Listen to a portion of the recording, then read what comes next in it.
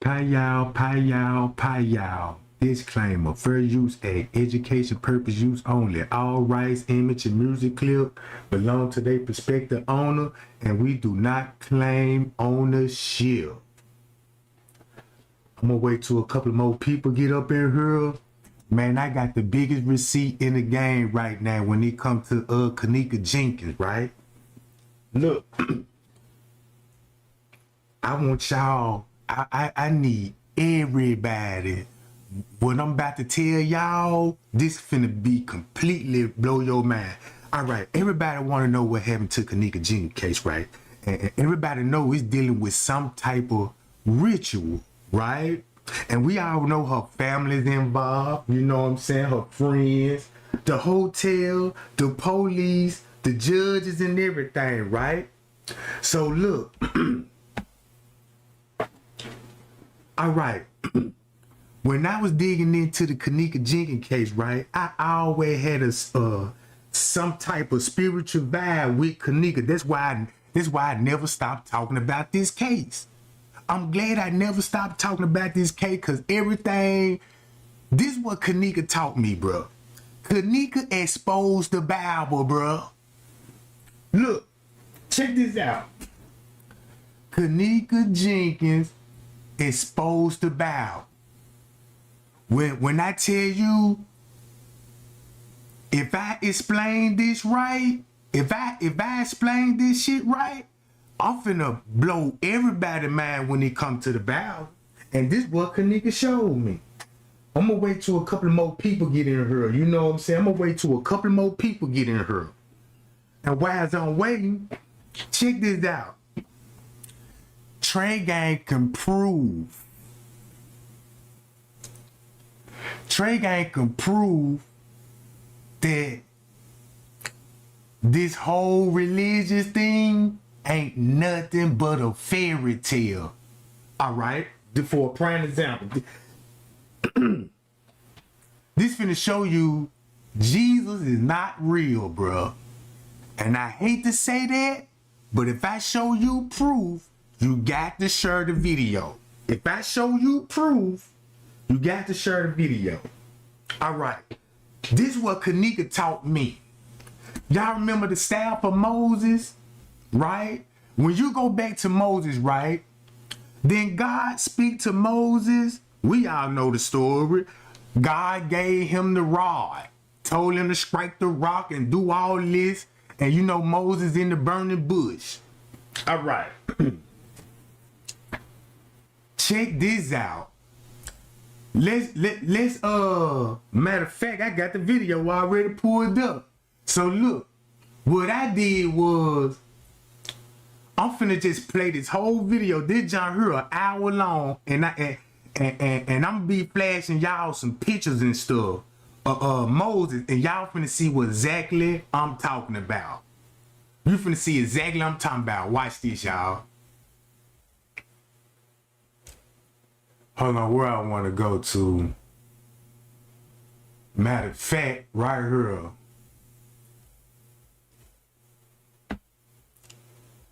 Check this out.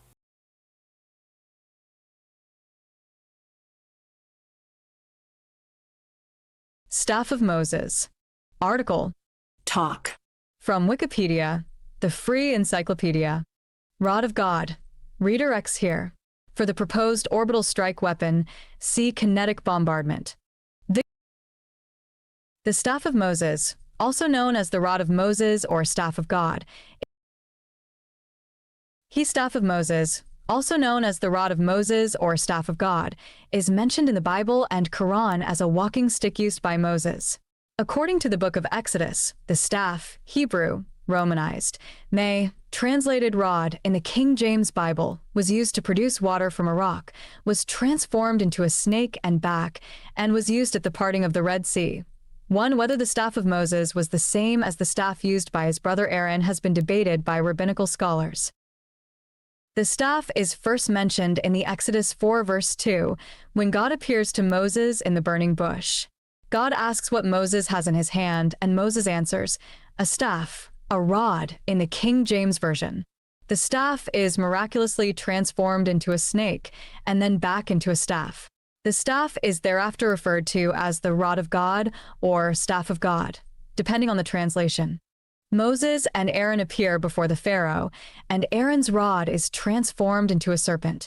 Pharaoh's sorcerers are also able to transform their rods into serpents, but Aaron's rod swallows their rods. Exodus 7 verses 10 to 12. Aaron's rod is again used to turn the Nile blood red. It is used several times on God's command to initiate the plagues of Egypt. All right.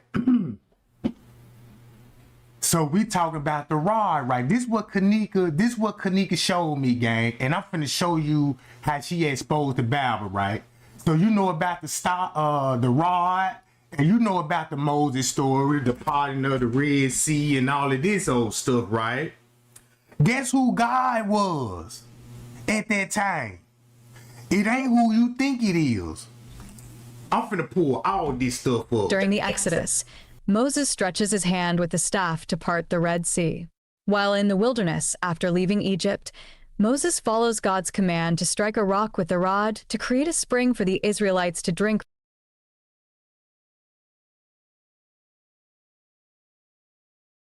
from. Exodus 17 verses 5 to 7. Moses does so, and water springs forth from the rock in the presence of the elders of Israel. Battle with the Amalekites. Exodus 17 verses 8 to 16.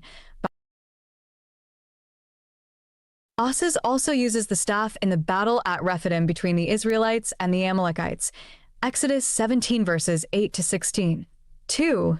When he holds up his arms holding the rod of God, the Israelites prevail. When he drops his arms, their enemies gain the upper hand. Aaron and her help him to keep the staff raised until victory is achieved. Finally, in Numbers 20:8, God tells Moses to get water for the Israelites from a rock by speaking to it. Moses, vexed by the Israelites complaining, strikes the rock twice with the staff instead of speaking to it as God commanded. Because Moses did not obey God's command, implying a lack of faith, God punished him by not letting him enter the promised land, according to Numbers 20:12. In Islam. Edit. The staff is referred to in Islam as an A with makron, Arabic, a stick or staff, with various applications and miraculous uses in 10 different Quranic verses. It is narrated in Kitab al-Kafi that Ja'far al-Sadiq claims that the tablets of Moses and the staff of Moses are with us.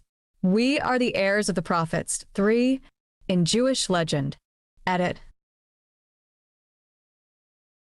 The rod is said to have been created on the 6th day of creation and passed through the hand. Whoa! So the rod was created on the 6th day according to Jewish legends? Hold on. This finna get so interesting because I want y'all to soak all of this up. The stone tablets, Moses talking to God. Then he got the rod, right? And it's created on the 6th day of the creation.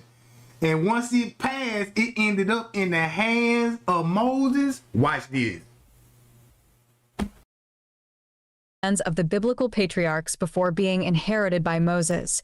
For a midrash similar to the Arthurian legend of the sword in the stone recounts that the staff was planted in the garden of Moses' father-in-law Jethro, and it was known that whoever could draw it from the ground would lead Israel out of Egypt.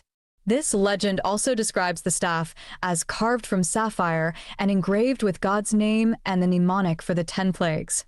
5. Because Aaron's rod and Moses' rod had seemingly interchangeable powers, rabbinical scholars debated whether the two were the same. According to the Midrash Yelamednu, Yal, on PS. All right, now listen to this. X section 869. He staff with which Jacob crossed the Jordan is identical with that which Judah gave to his daughter-in-law, Tamar, Gen 32. 10:38. 18. It is likewise the holy rod with which Moses worked, X4. 20:21.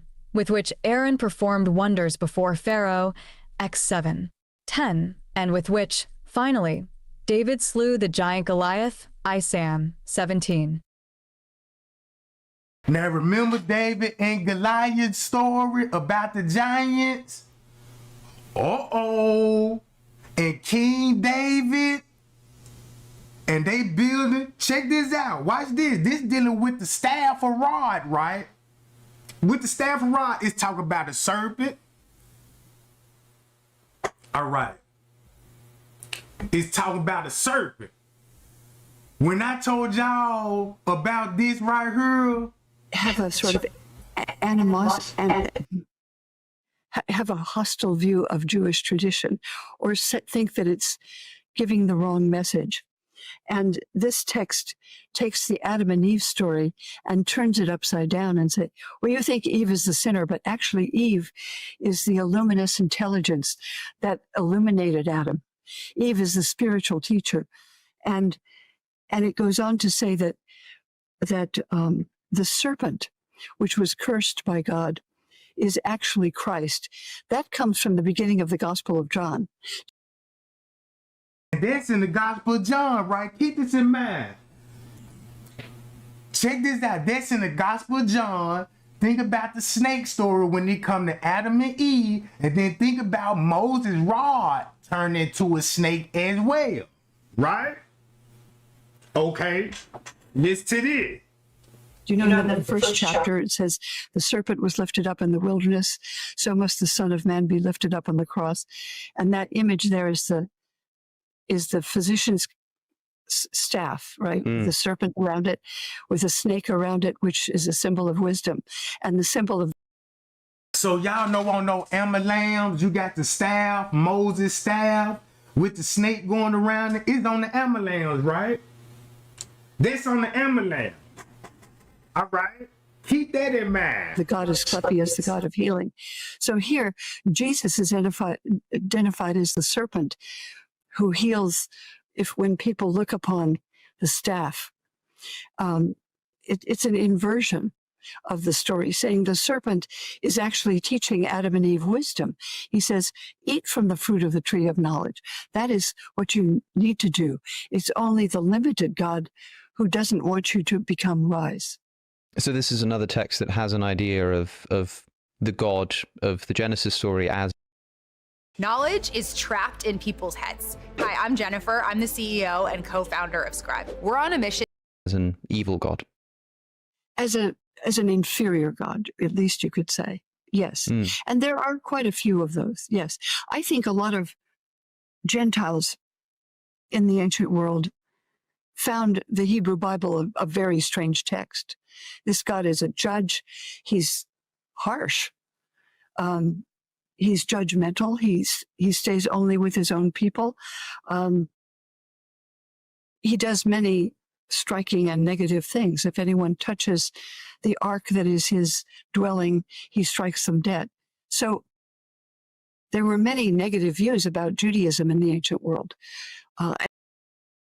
So I'm gonna play this video. Listen to this. 40.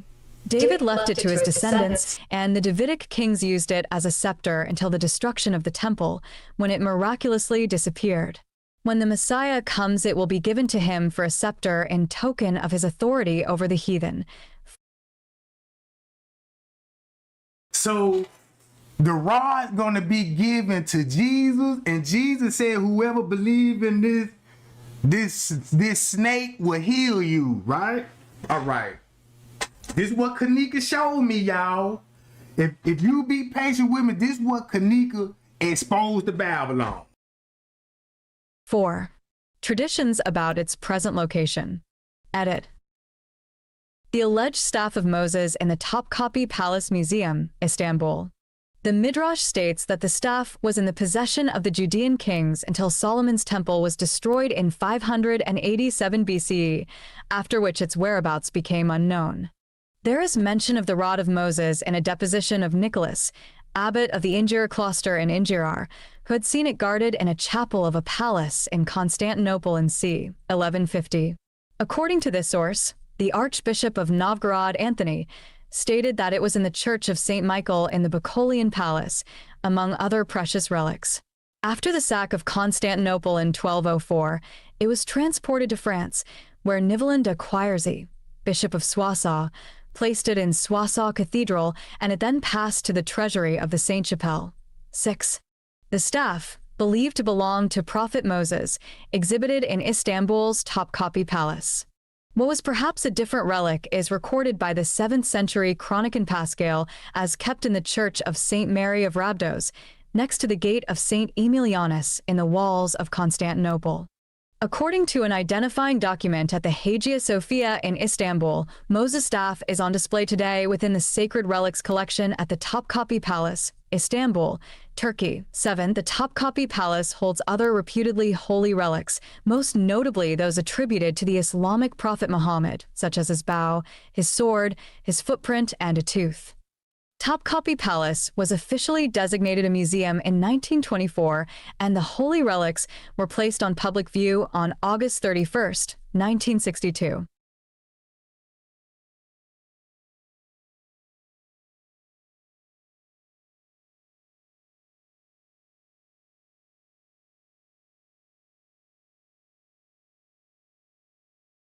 Cephalus, Sidon, Ferris, Polybus, Pryles.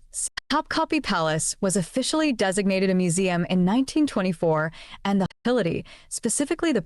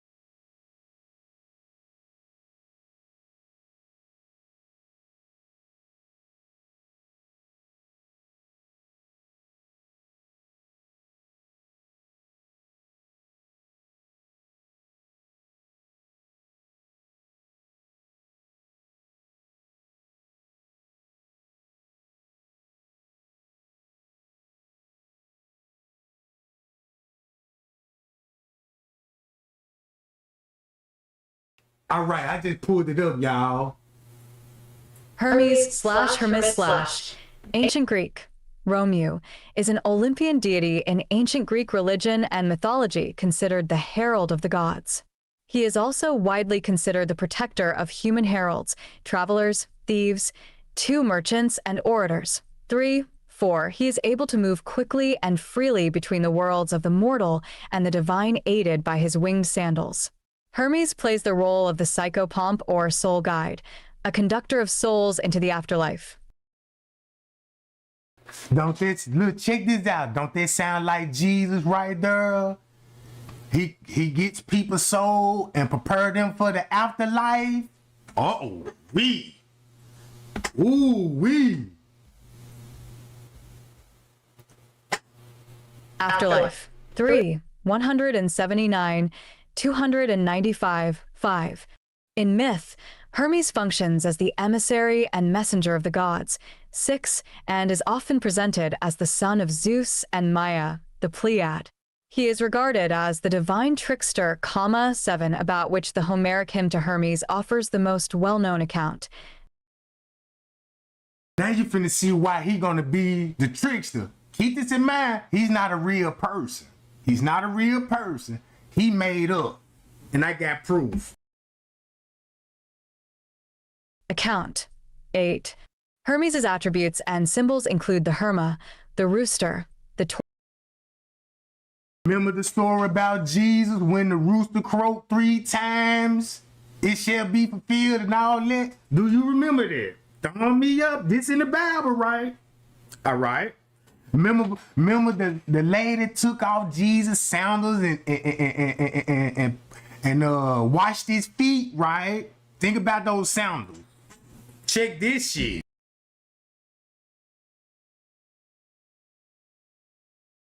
tortoise, satchel or pouch, talaria, winged sandals, and winged helmet or simple pedicis, as well as the palm tree, goat, the number 4, several kinds of fish, and incense. Remember, you know what I'm saying? Think about the incense in the Bible, the myrrh. I forgot the what's that incense? What's the name of that John in the Bible? It's the smelling good kind. I forgot. It's on the tip of my tongue. But think about the incense. Think about when Jesus fed the people fish. You know what I'm saying? And think about the goat, right?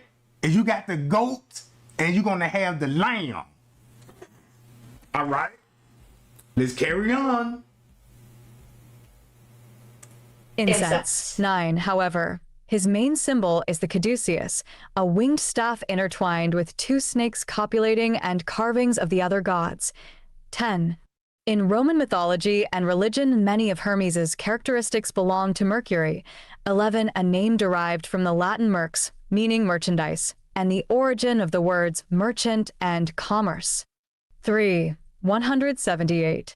Name and origin. Edit. The earliest form of the name Hermes, Romeu, is the Mycenaean Greek *Hermahas, 12 written E-ma, A2, Imaha, in the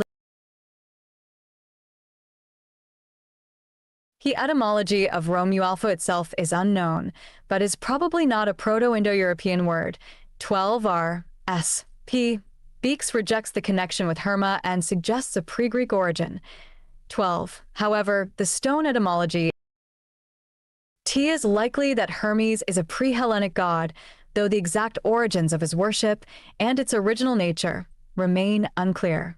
Frothingham thought the god to have existed as a Mesopotamian snake god, similar or identical to Ninjashida. Whoa, so now you finna understand, be like, oh, that's what the Bible mean by the snake. Oh, that's what Jesus mean by the snake. The snake should be lifted up in the wilderness. But you go, so check this out. If you go to this, check this out. Here go another character. Right? This is another character. Another item. Supposed to be a snake guy, right? All right. A god who served as mediator between humans and the divine, especially Ishtar, and who is depicted in art as a Caduceus. 21, 22, Angelo, 1997, thinks Hermes to be based on the Thoth archetype. 23, the absorbing, combining, of the attributes of Hermes to Thoth developed after the time of Homer amongst Greeks and Romans. Herodotus was the first to identify the Greek god with the Egyptian, Hermopolis. Plutarch and Diodorus also did so, although Plato thought the gods were dissimilar. Friedlander, 1992. 24, 25. His cult was established in Greece in remote regions, likely making him originally a god of nature, farmers, and shepherds. It is also possible that since the beginning... Y'all remember Jesus is my shepherd. Y'all remember that saying that phrasing, right? Okay. The reason why I'm bringing all of this up, cause where you at? The reason why, cause when I show everybody this the icons. Make a long story short, Trey Gaines done solved the biggest mystery in the Bible, all because of the Kenneka Jenkins case. So basically, what I'm finna tell y'all, Moses not real, King David not real, Jesus, Mary, Adam and Eve, David and Goliath, all that shit made up. So when you go back to the Bible and when it was written, come, let us make man in our image. We're gonna dig up some dirt and we're gonna form a man. Check this out. What that Bible really speaking? That's how they're gonna form it into a man. That's why you got statues, right? A Hermes-like statues. So when God was like, check this out. When God was like, hold on. When he was like, I'ma breathe in the statue mouth and this gonna become a living soul. A living soul. So basically what they did was, this would be an idol. This be an idol that they worship. These people was worshiping rocks and stone carvings. That's why you got statues. They was never real. It was just a fantasy story, right? Check this out. So when I looked into all of this, it's called iconography, right? So what this is, Jesus not real. He just another image. He just another idol. He's another idol. Right? So Jesus ain't what you thought it was. The Bible ain't what you thought it was, bro. Cause when I looked at all of this stuff, and if you hang with me to the end, that's gonna be the goddamn kicker. All right? So that's why you're gonna have all these pictures and stuff. They got everybody believing in Jesus. So what they did was, when God say, I'm gonna blow in his mouth and I'm gonna make him a living soul, and now this statue supposed to talk, right? But it really, the statue ain't talking. That's what a preacher for. So when you got a preacher, you know what I'm saying? Only thing he did was said the words what God said at the Bible. So just say if this Jesus right here, right? That means when they was in the church, said Jesus said this and Jesus said that. So you got that stone thinking everybody talking. You see what I'm saying? Now I ain't reaching. I promise you. This is the reason why I ain't reaching at all. Look, listen to this. See? Hold on, watch this. Beginning, he has been a deity with shamanic attributes linked to divination, reconciliation, magic, sacrifices, and initiation and contact with other planes of existence, a role of mediator between the worlds of the visible and invisible. 26, according to a theory that has received considerable scholarly acceptance, Hermes originated as a form of the god Pan, who has been identified as a reflex of the Proto-Indo-European pastoral god *Petu. 27, 28, in his aspect as the god of boundary. Markers. The PI root *Petu, protect, also shows up in Latin pastor, shepherd, whence the English pastoral. A zero grade of the full PI form, *PH2, yields the name of the Sanskrit psychopomp Pishun, who, like Pan, is associated with goats. All right. Everybody seen the movie Pan, the cartoon, and it's dealing with kids. And they're going to be socialized with the goat, right? So when you think of the Babylon, the god Baal, the devil, and they showed you statues and he always have a goat head, now you finna understand what's really finna happen. Check this out. Goats. 29 later, the epithet supplanted the original name itself, and Hermes took over the role of psychopomp and as god of messengers, travelers, and boundaries, which had originally belonged to Pan, while Pan himself continued to be venerated by his original name in his more rustic aspect as the god of the wild in the relatively isolated mountainous region of Arcadia. In later myths, after the cult of Pan was reintroduced to Attica, Pan was said to be Hermes' son. 28, 30. Iconography. Edit. Now you see that word right there? Iconography, right? So they telling you this an icon, bruh, a statue, a rock, the image of Hermes, right? Archaic bearded Hermes from a Herm, early 5th century BC. The image of Hermes evolved and varied along with Greek art and culture. In archaic Greece, he was usually depicted as a matured and bearded man who dressed as a traveler, herald, and shepherd. This image remained common on the Hermi, which served as boundary markers, roadside markers, and grave markers, as well as votive offerings. In classical and Hellenistic Greece, Hermes was usually depicted as a young, athletic man lacking a beard. When represented as Logios, Greek, lambda gamma iota omicron, speaker, his attitude is consistent with the attribute. Phidias left a statue of a famous Hermes Logios and Praxiteles another, also well known, showing him with the baby Dionysus in his arms. Hermes' winged sandals are evident in this Getty Villa copy. Now, look. Now, check this out. This why Jordan got the wings on the shoe. This how Nike, look. Now you finna see why, like, oh, that's why everybody infatuated with the Jordan shoe.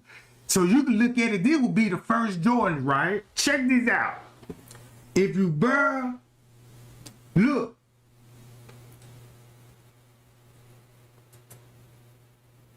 I'm reading the chat.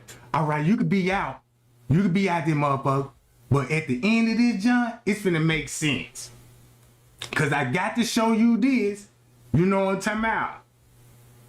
Copy of a Roman bronze recovered from the Villa of the Papyri, Naples. At all times, however, through the Hellenistic periods, Roman, and throughout Western history into the present day, several of his characteristic objects are present as identification, but not always altogether. 31, 32. Better source needed. Among these objects is a wide-brimmed hat, the petasus, widely used by rural people of antiquity to protect themselves from the sun, and that in later times was adorned with a pair of small wings. Sometimes this hat is not present, and may have been replaced with wings rising from the hair. Statue of Hermes wearing the petasus and a voyager's cloak, and carrying the Caduceus and a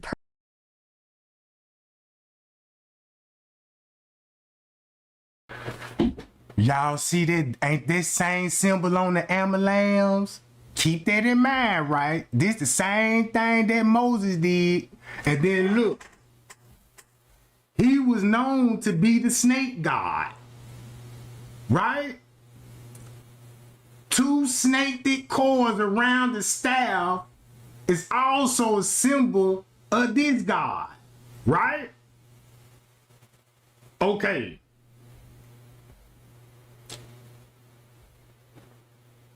purse, Roman copy after a Greek original, Vatican Museums. Another object is the Caduceus, a staff with 2 intertwined snakes, sometimes crowned with a pair of wings and a spear. 33. The Caduceus, historically, appeared with Hermes and is documented among the Babylonians from about 3500 BC. 2 snakes coiled around a staff was also a symbol of the god Ninjashida, who, like Hermes, served as a mediator between humans and the divine, specifically the goddess Ishtar or the supreme Ningirsu. In Greece, other gods have been depicted holding a Caduceus, but it was mainly associated with Hermes. It was said to have the power to make people fall asleep or wake up, and also made peace between litigants, and is a visible sign of his authority, being used as a scepter. Now you finna see what it really is. Now you see it got the power to wake people up, and it got the power to make people sleep. Don't you know how, like, when people like, man, yeah, we woke and y'all sleep. Check this out.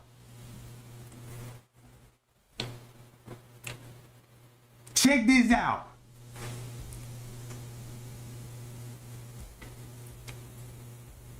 Scepter. 31. Better source needed. A similar appearing but distinct symbol is the rod of Asclepius, associated with the patron of medicine and son of Apollo, Asclepius, which bears only 1 snake.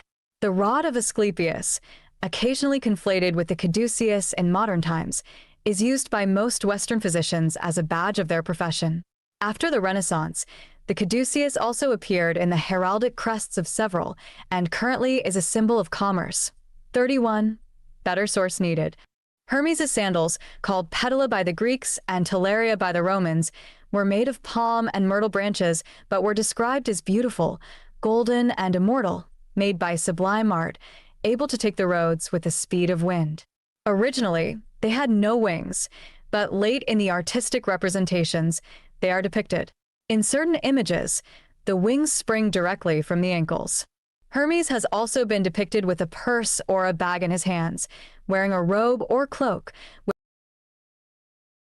Ain't that the same thing people would do when they get money? And, you know, look at all those basketball players walking around with purses and weird clothes and all this. And then you got Jordan with the wing shoe, and they call him Hermes, and we call him the GOAT. All right. Yeah. Cloak, which had the power to confer invisibility. His weapon was a harp, which killed Argos. It was also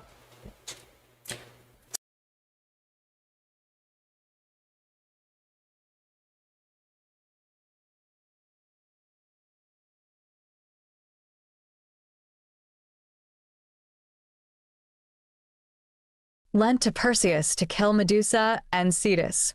31. Functions. Edit.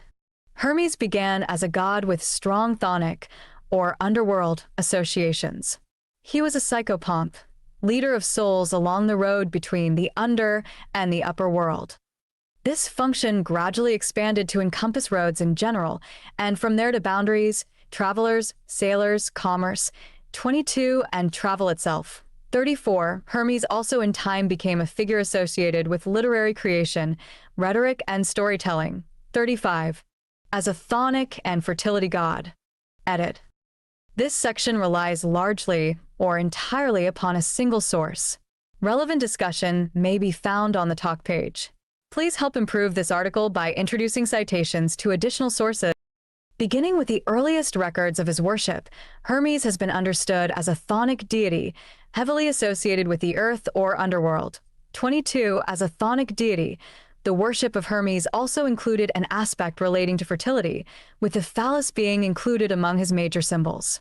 The inclusion of phallic imagery associated with Hermes and placed, in the form of Herma, at the entrances to households may reflect a belief in ancient times that Hermes was a symbol of the household's fertility, specifically the potency of the male head of the household in producing children. 22. Charon with punt pole standing in his boat, receiving Hermes Psychopompus, who leads a deceased woman. Thanatos painter ka. In ancient Greece, Hermes was a phallic god of boundaries. His name, in the form Herma, was applied to a wayside marker pile of stones, and each traveler added a stone to the pile.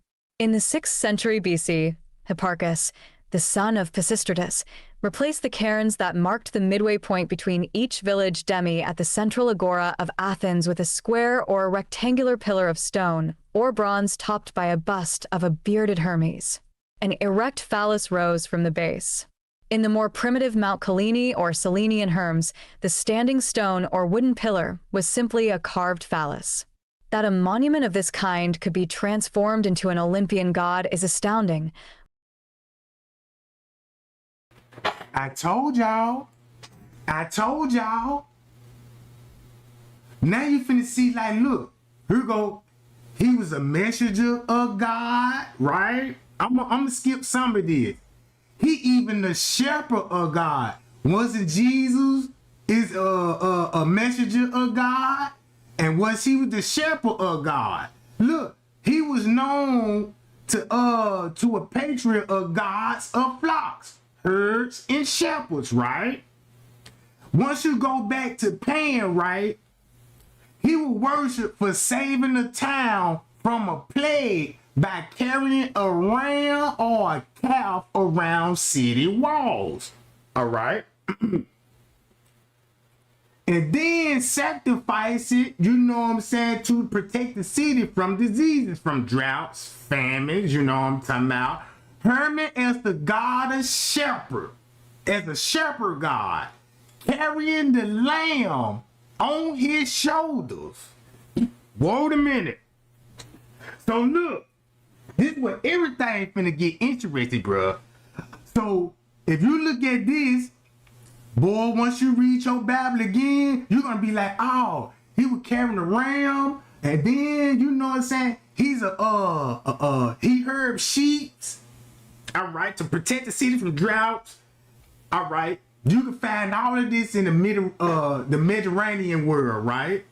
It's an iconography of Hermes, the good shepherd. Ain't that the same title Jesus got? And when you go to Christianity and depiction as Christ, it's the good shepherd. And that's in the Gospel of John, right?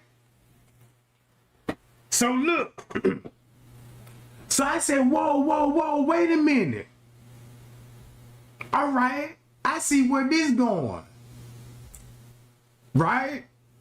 Where is it? Hold on. Let me see. Is this it? No. Hold on. This when they're gonna be describing him, you know what I'm saying? This how the Olympians got started. Keep this in mind. This is a cult. This is a cult. All right. I'm trying to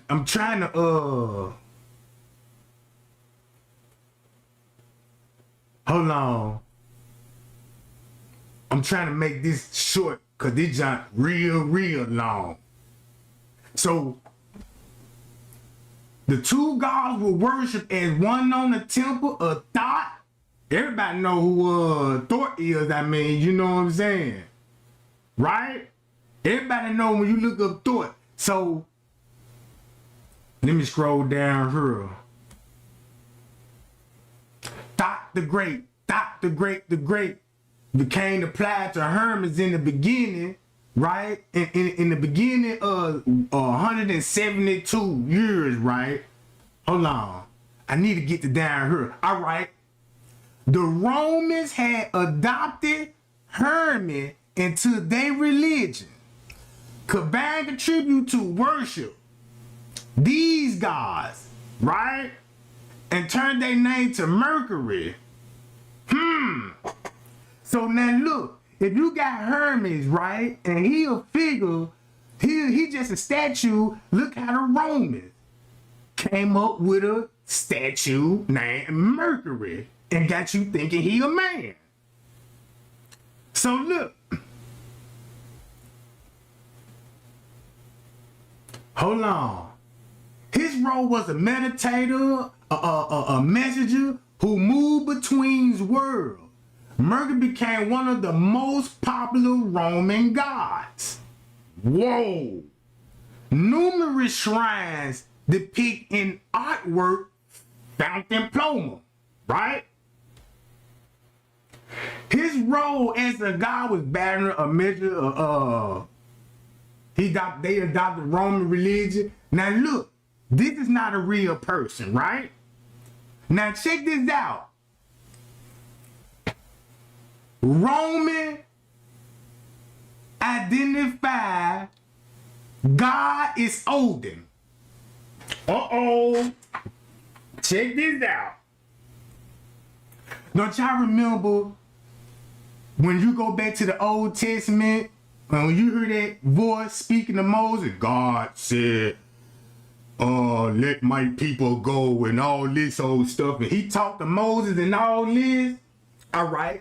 If you look up at Odin, right, this shit's so crazy. That's why he missing an eye, because of Freemasonry. That's his eye on top of the pyramid. That's his eye. That's where you finna get the all-seeing eye in the pyramids, right? All right. If you look him up, if you go to Odin, guess who he supposed to be? Watch this. Man, bruh, Kenneka done exposed all of this shit, bruh. Odin / Odin / from Old Norse is a widely revered god in Norse mythology and Germanic paganism. Most surviving information on Odin comes from Norse mythology, but he figures prominently in the recorded history of Northern Europe. This includes the Roman Empire's partial occupation of Germania, c. 2 BC, the migration period, 4th to 6th century CE, and the Viking Age, 8th to 11th century. Oh, look. Y'all know they made him a Viking. Think about those Hell Angels, those motorcycle boys and all of this old stuff. Think about Freemasonry with the one seeing eye and with the pyramids and all of this. This the God that said, come, let us make man in our images. Check this out. Y'all want me to blow y'all mind, right? I told y'all I was gonna blow y'all mind, right? If you would stick with me to the end, cause this what I found out. This what Kenneka showed me, bro. This what Kenneka showed me, bro. Odin. He's a Viking. But he's a made-up character. This the God that you heard in the Bible. This his voice. Well, you know another man's voice. You know what I'm saying? Speaking for him, right? All right. If you what Odin, look, check this out. All right, hold on. Let me go to her. Odin has many other sons, including who?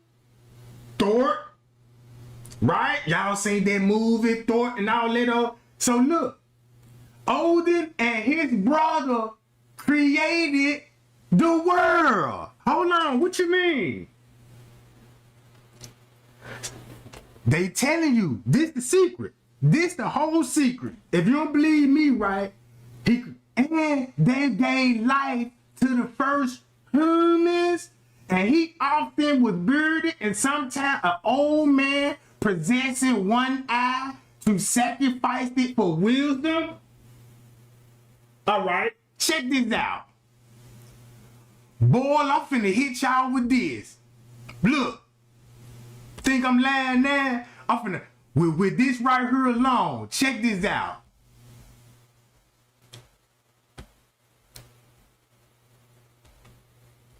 Check this out.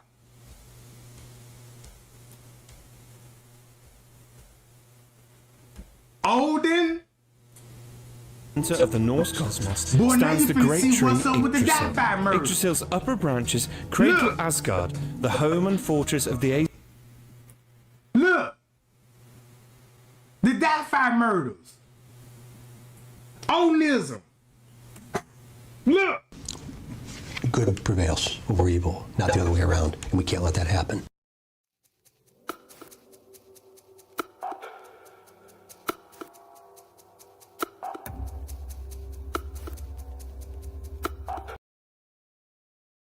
Bruh, this is so crazy. Don't you see this right here?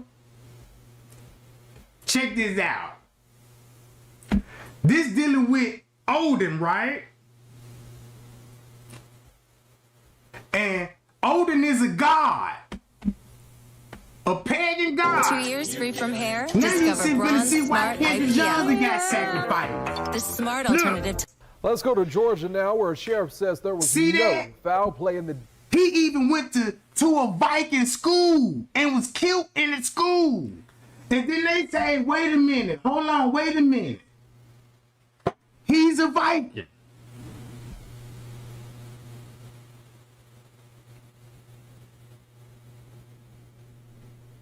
You see what I'm saying? So look.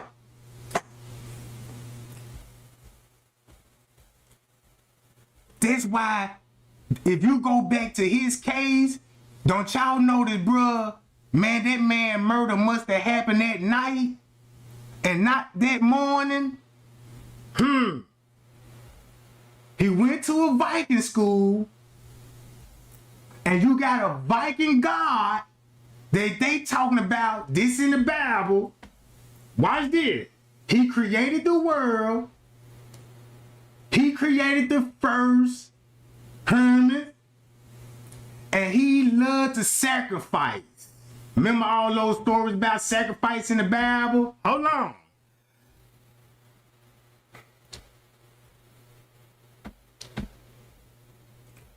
Now you see, left eye, I went back to all these. These was all sacrifices. Whoa. Clyde Davis, Whitney Houston, all sacrifice. Look. Odinism theory. Man, them white people got scared. When Richard Allen mentioned Odinism theory, woo! So you got Kendra Johnson. All right. He did with Hermes sacrifice. They where Kenneka come in at. That's where Kenneka come in at. So look, he was a leader and he hunt Hermes. All right. If you read all of this, like I have, this is what I found out. This is what I found out, right? I see why it happened in his school, right here. Death of this Valdosta teenager whose body was found rolled up in a gym mat in 2013. You may remember when that all happened. The results of the review of the death of Kendrick Johnson And check this out. Don't y'all know, have y'all ever heard about who wrestled with God on the, what verse that is in the Bible when somebody was wrestling with God?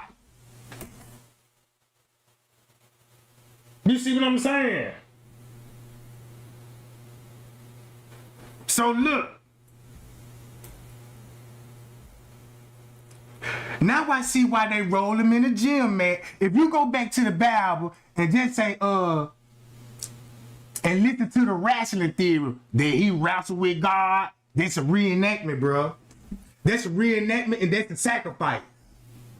That's a reenactment and that's a sacrifice. Check this out. Johnson's family believes the 17-year-old was murdered and that the crime was either covered up or bungled by investigators. But the official autopsy determined the cause of death was accidental positional asphyxia. But an autopsy ordered by the family found the cause was blunt force trauma to the neck. The Georgia Bureau of Investigations closed its case in June of 2020 with no charges filed. The sheriff reopened the case for a review last year. The family spokesperson said this new investigation was supposed to have an open-door relationship with the Johnson family. As the family remains optimistic,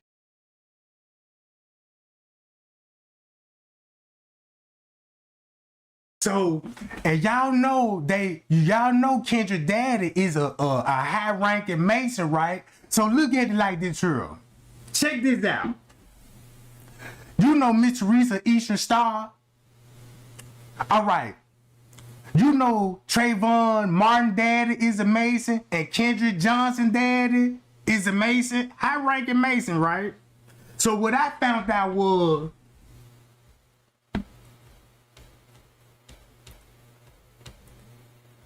when you go back to the Bible, this is who you was praising. This who you was praising. This what Freemasonic, this what they did. This how Freemason got started. So Freemason created a god. Came up with an Adam and Eve story. Hold up. They came up with a Moses story. They made up Jesus. They even made up hell. They even made up heavens, right? So look.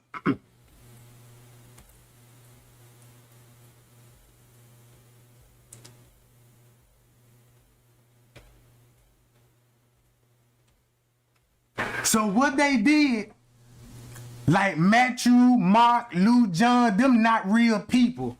What they basically did was, that's why you got the statue of the rod. The rod is Moses. Moses don't even exist, but the idol do. You see what I'm saying? That's why when it come to Moses, you have the rod. When it come to, you know what I'm saying, like King David. In the Bible, King David is not actually real. They just built the temple in Jerusalem to King Solomon, right? King Solomon got the Solomon temple, right? King Solomon is not real, but the temple is real.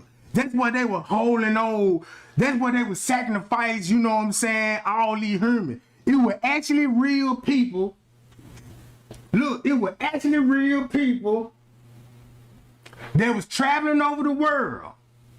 They was travelers. So what they did, it was a Muslim religious first. That's what a Muslim go back. That's why you got the Holy Quran before the Bible. That's why the Bible was written in Hebrew. The reason why it's written in Hebrew, because the Hebrew name is meaning that a man without land, and he going to conquer land. He going to conquer land.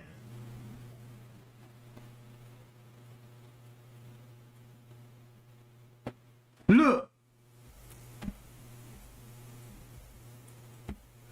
So watch this. Once you go back to this, where I need to go to, all the way down here.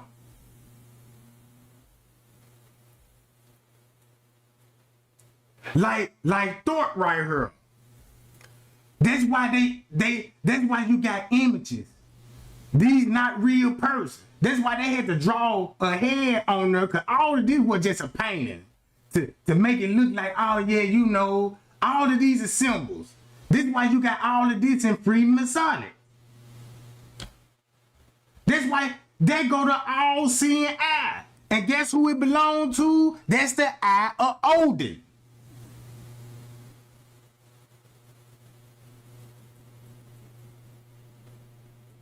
You see what I'm saying?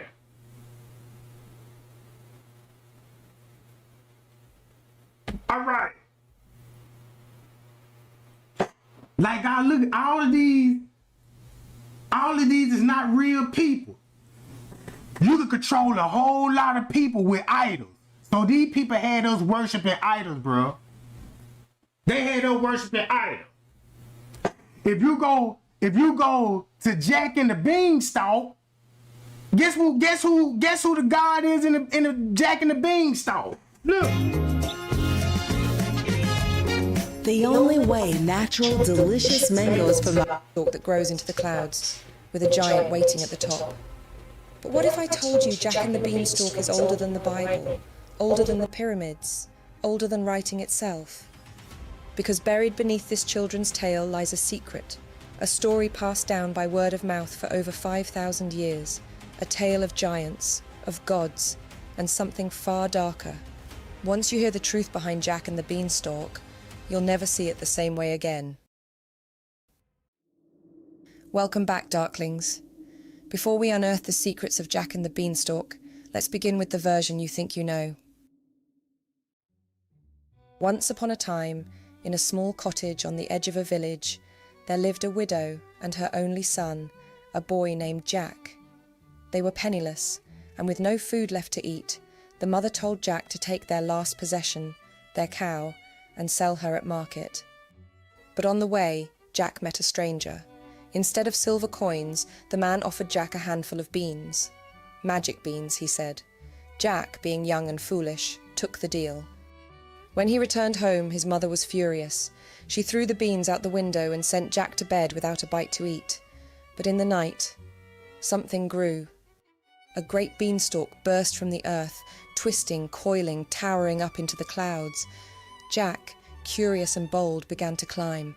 Higher and higher he went. Sound like Jack finna go to heaven, right? Guess who finna be in heaven?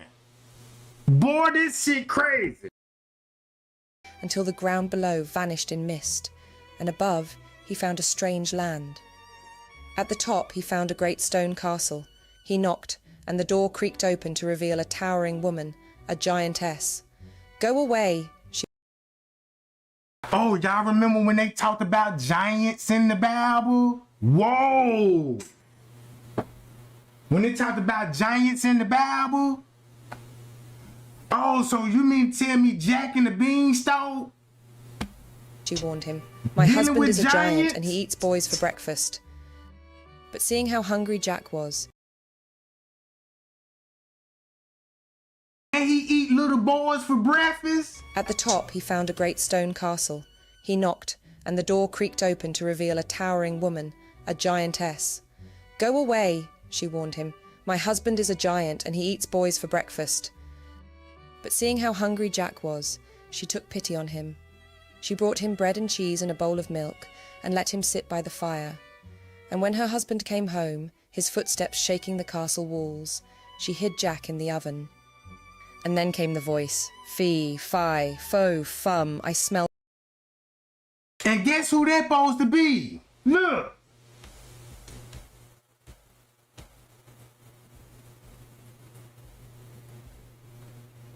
Hold on, where he at?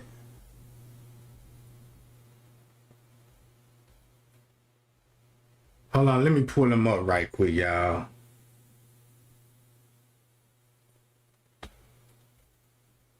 Now look, that's him. They even talked about him in Jack and the Beanstalk, bruh. The one-eyed Odin, the symbol, the Vikings. So when I'm trying to show y'all this shit,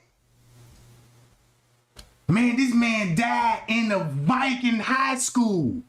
His folks is Freemason. Don't y'all know, man, after that man died, bruh, don't you know his mama became an important figure in Texas, like a commissioner or something. His daddy is a high-ranking Mason, and he was killed in a Viking school. That's why he never had no organs. Oh, they talking about him and Jack and the Beanstalk before the Bible. This story was before the Bible. And this the same God as this God and this God. They all the same image. It's the same person. This who we was praying through Jesus, bruh. These people. The blood of an Englishman. Be he alive or be he dead, I'll grind his bones to make my bread. But the giant's wife stood firm. There's no boy here, she said. And the giant, grumbling, ate his dinner, counted his gold into bags, and fell asleep by the fire. When the castle was silent, Jack crept out, stole a bag of gold, and climbed back down the beanstalk. For a while Jack and his mother lived happily, but some time later Jack climbed the beanstalk again, and once more the giant's wife fed him and warmed him by the fire, and once more she hid him when the giant returned. This time Jack saw a hen that laid golden eggs. He waited for the giant to sleep, then took the hen and escaped down the stalk. And still, he wasn't finished. On the third climb, Jack stole a golden harp, a harp that sang on its own with a voice. So now look, now you see how the harp coming back up? All right. If you go back to this, think about when the Crooster rolled. Remember the Crooster? the roll? It was big when it came to Jesus, because when Jesus said when the rooster crowed 3 times, that's when it's gonna be prophecy gonna be fulfilled.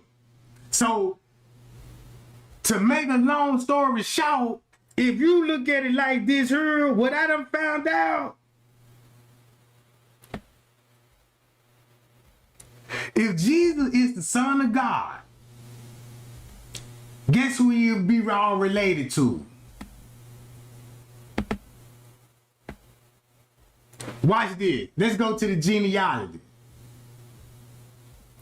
So he's going to be related to Abraham, wasn't real. Isaiah wasn't real. Notice they don't got no last names. Watch this. Check this out. Remember Tamar? All right. All these people is not real. Look, Ram is a figure in the Hebrew. He is the son of Ram. Look. All of these is images, carvings, idols that we look up to. Look, King David. If you go to King David, right? Look. When King David was born. Wow. It don't say. What? But the house of David is real. So what they did, they built the house of David out of an image. So basically, he just an idol that man speaking a verse saying these is his words. So all the images you see, it ain't nothing. This ain't like, check this out. Whoa. King David is described as a shepherd with a harp. Whoa.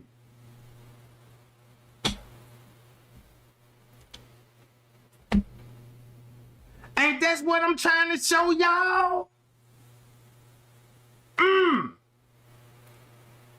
Look.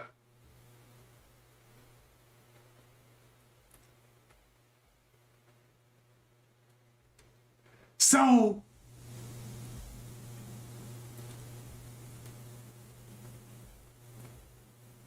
hold on, where I was at?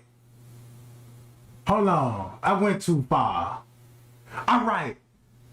What? And then everybody say, what's Jesus' name? Check this out.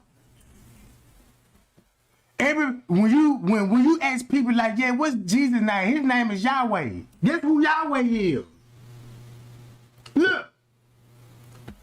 If you go who Yahweh is, he's the God of weather, war.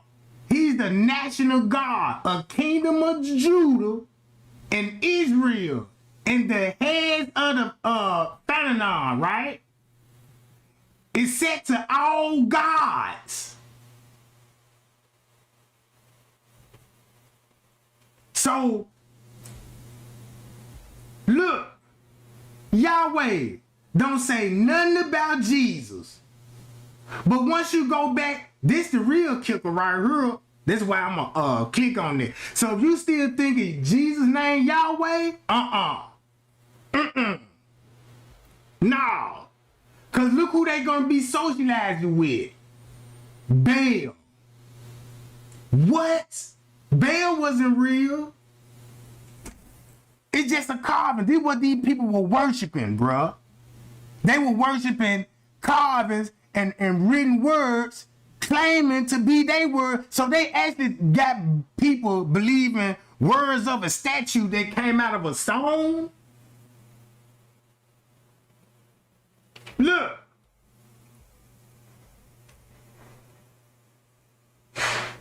It's the temple. That's why they had to rebuild it. Check this out. Now y'all see what he's dealing with? Devils. All of these is idols. Statues. Carvings. Pictures with no family history. They ain't never existed. So when you go back to the Bible, and you know what I'm saying, once you go back to the Bible, and now go to Google Earth. That's why they got caves. And if you look at a cave now, them folk with cavemen worshiping, coming up with idols, and scattered them all over the world and wrote a Bible out of it. So basically, hold on. This dealing with Yahweh. Look what Yahweh gonna be associated with. All right. It's a Greek massacre thing, bruh. All right. So, when I look, all of this is like Exorcist, like the Exorcist. So when you talk about Moses, guess what rules we following up behind? The 10 Commandments. They're made out of stones. Ain't this worshiping the stone? Because it was written on the stone. You see what I'm saying? Oh, the Kenneka case is very real. Look, even Yahweh is not contested with other mother language of the Israel, right? Look, ain't this who Jesus said? If you go to I am, right? That's supposed to be, that's what Jesus said. I am that I am. Moses, when he asked God, once you go to this God, it's the same God. The Viking God, the one-eyed God. That's why you only see him with one eye, because he sacrificed the other for wisdom.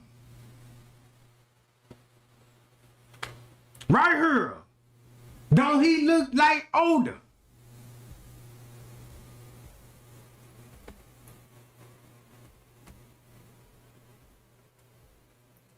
Look.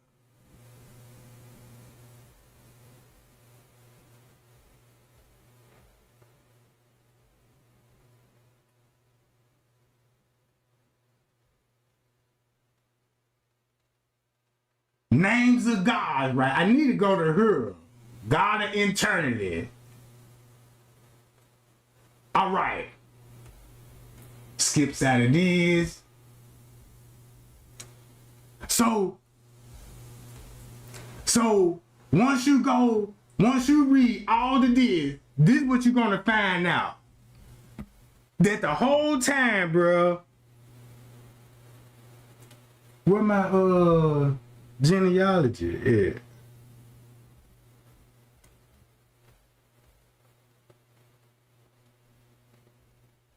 All right, where you at?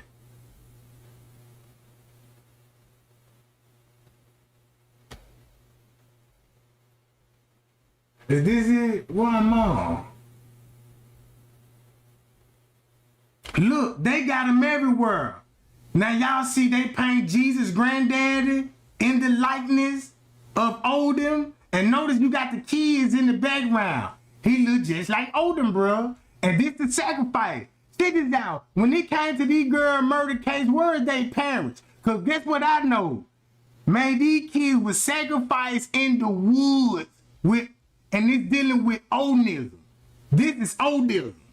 This is the one that we were praising to in the Bible and thinking they were talking to Moses. So God was an image talking to another image and made a whole family tree out of this image.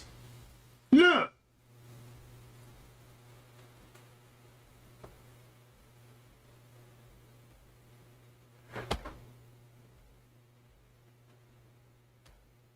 So when you go to Book of Psalms, Book of Samuel, when it talked about the Messiah, look, the Messiah is the savior of a group of people. Look how many people are already claiming it, right? What? All right. So basically, all these were statues and buildings. Like when we think about King David, think of think about when David was a king, right? You know, it's the palace. You know, King Solomon, the temple, you know what I'm saying? All right. Them actually buildings.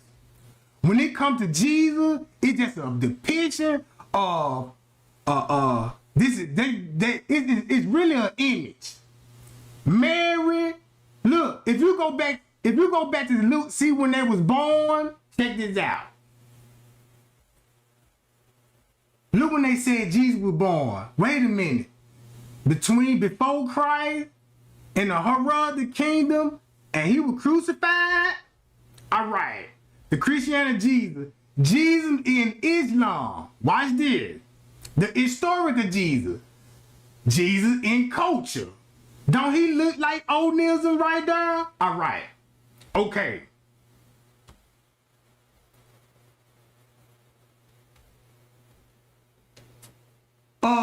When this person was born, they don't tell you. Look, they ain't gonna tell you. Matter of fact, if you go to Jesus, and if you go to his 12 disciples, right? Hold on. No, I'm talking about I gotta go to his disciples. Just say like you go to John the Baptist, for example. Look when John the Baptist would be born, right? And he died 30. So he died before Jesus then, right? How? And Jesus already been crucified. See? You see what I'm saying? And then look, he's just a depiction. He was never real. So they just created John. They created John the Baptist so we can hear about the baptism of Jesus. That's all that is another image. Another image. Look.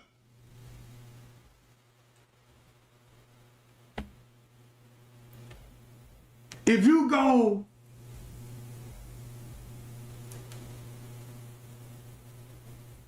like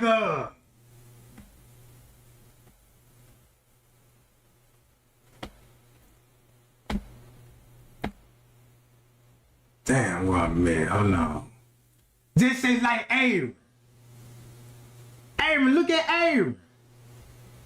When he was born, they can't tell you that, bruh. Cause they were never real people. You see what I'm saying? Hold on. All these people that you see in the Bible, when you think about Aaron is not a real person. He's just an image dealing with Moses to make you think that these people are real. These people are real. Like Noah. Look, when it comes to the God of Rod, right? Like if you go to Joshua, all of this shit fake. They can't tell you when these people were born or when they died, because they never existed. So basically, what they did, they came up with a Bible. When they came up with a Bible, they made a whole bunch of carving and scattered them all over the world, right? So when they was teaching Muslims about Moses, right, and the Muslim took it and they wrote the Quran. So when they wrote the Quran, right, it's just another copy of the Bible, and with a slight little twist to it. So they built a religion when it come to Muslim, but when they went to Jerusalem to preach Jesus, so look, Moses is meant for the Muslims. Jesus is for the Christians, but they all came from the same thing, right? Because Jesus is supposed to be filling the prophecy of Moses. And according to God, Odinism, right? So boom. So you got Jesus became Christ, but filling a Muslim prophet. And Moses was a prophet of the Muslim and was teaching the Muslim about the pork, the swine, and all of this old stuff, right? So then you got Freemasonry. And this what Freemasonry, the secret is, all of this was made up just because they can enslave people. Y'all remember when Moses used to, when they come to the golden staff? Look, where you think they were giving, where you think they were getting these idols from? Because that's all they talk about, idol worshiping, idol worshiping, idol worshiping. So look. So everybody heard the cow story. So you got Adam and Eve was created so they could give you a creation story. So once they gave you the creation story, right? Guess what happened after the creation? The man said, come, let's make man in our image. And that's what exactly he did. Come, let's make man in our image. We're gonna make Mary. Keep this in mind, when you go to Jesus' mother, look, they said she was born 18 before Christ. And she died the same year that he supposed to die. So let's go back and see who her parents is. Like what I just showed y'all. Him. Look. So he gonna be dead before Jesus. And then look what he got. A lamb and the stick. Moses' rod. The lamb. And with the kids in the back, because it's sacrificing kids, bro. So look, if he was this old, right? Let's go back to his wife. Oh, if you read this in the Gospel of James, if you read all of this, if you go to his wife, look, when she was born. So that means she died before Jesus was born? If she died before Jesus was born, how would she be able to have a baby Jesus in her arms? Look, who are her parents? It don't even tell you who her parents is. So check this out. When it comes to Jesus, right?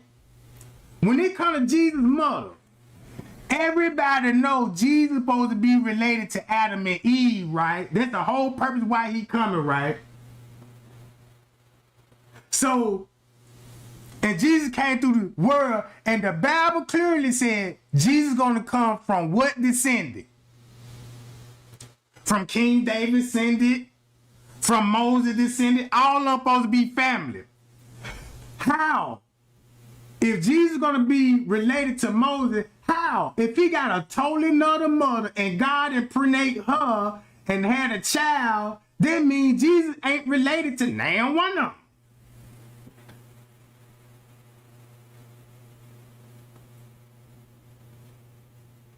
You see what I'm saying? Now, I do believe in a God. I do believe in it. So if she gave birth to Jesus, so that automatically tells the Bible was a lie then. Because he don't got the bloodline. You know what I'm saying? If you don't got that bloodline and if she ain't no kin to them, why would Jesus, why nobody that's related didn't have a baby in the royal family say this is Jesus? But they made another character up. And look, this Joseph, when Joseph was born, they can't tell you, bro. Man, you mean to tell me you got Joseph, an old ass man, married to Mary? Keep this in mind. He married to Mary. So you mean to tell me they never had a honeymoon? So you marry her and you wasn't getting the cookie. That's your wife.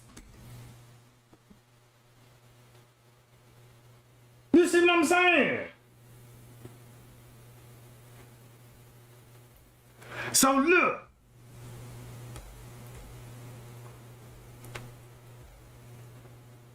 Jesus was a carpenter, right? That's what they said.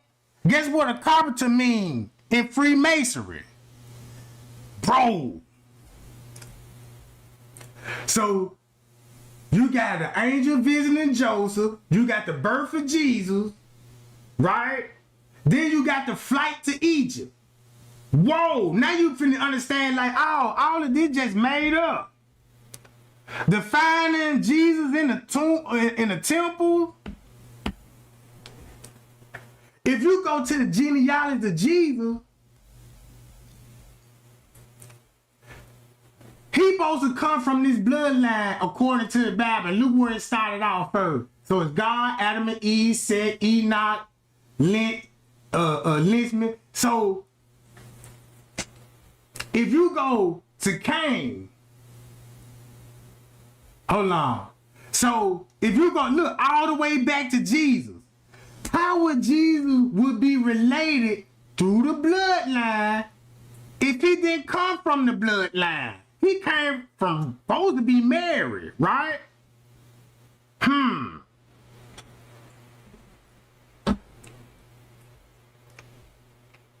So that's why, like when they came with Noah, check this out. The reason why they came up with Noah, that's why nobody can never find Noah's Ark.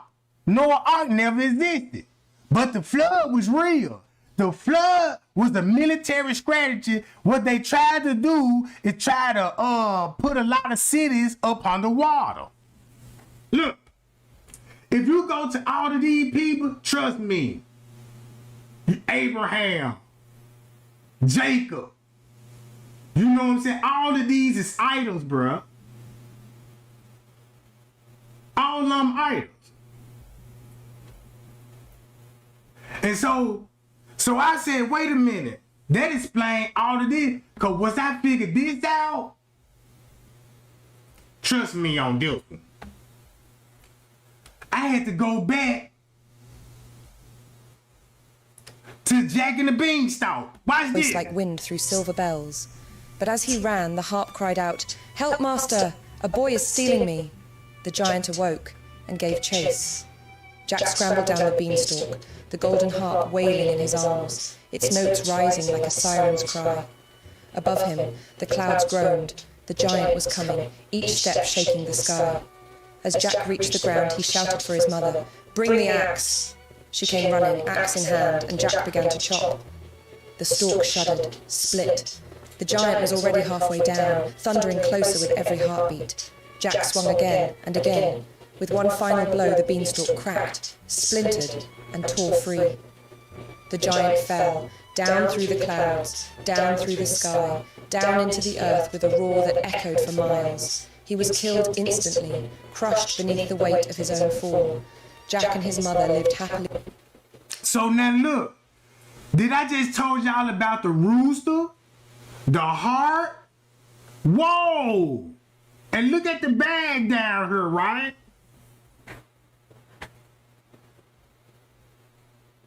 Ever after, or so the story goes.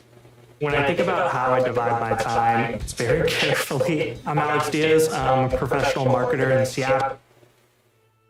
The tale you've just heard, the one about magic beans, the beanstalk, and the golden treasures, is closest to the version written down by folklorist Joseph Jacobs in 1890.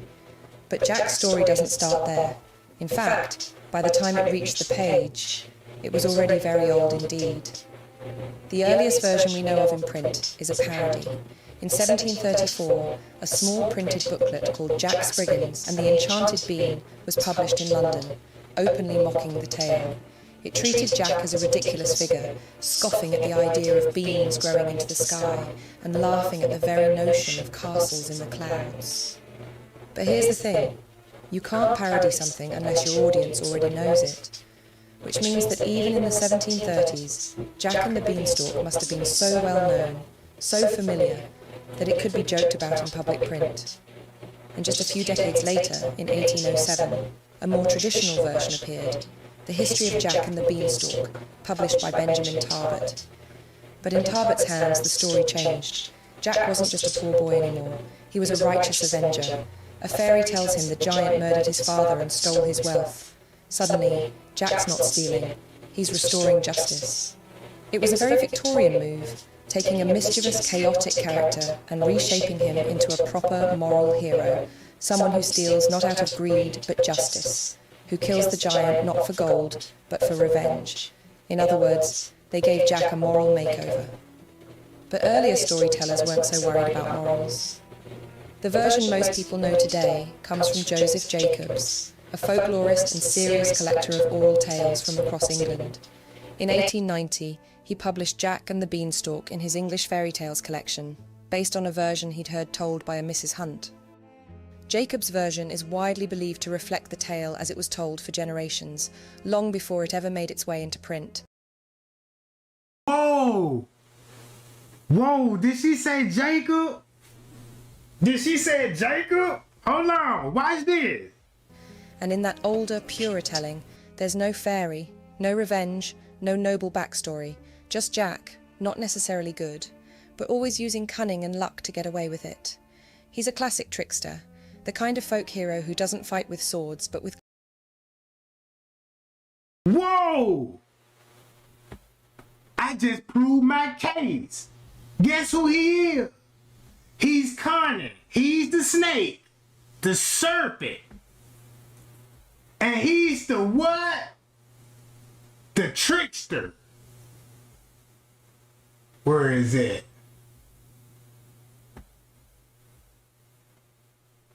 Thief.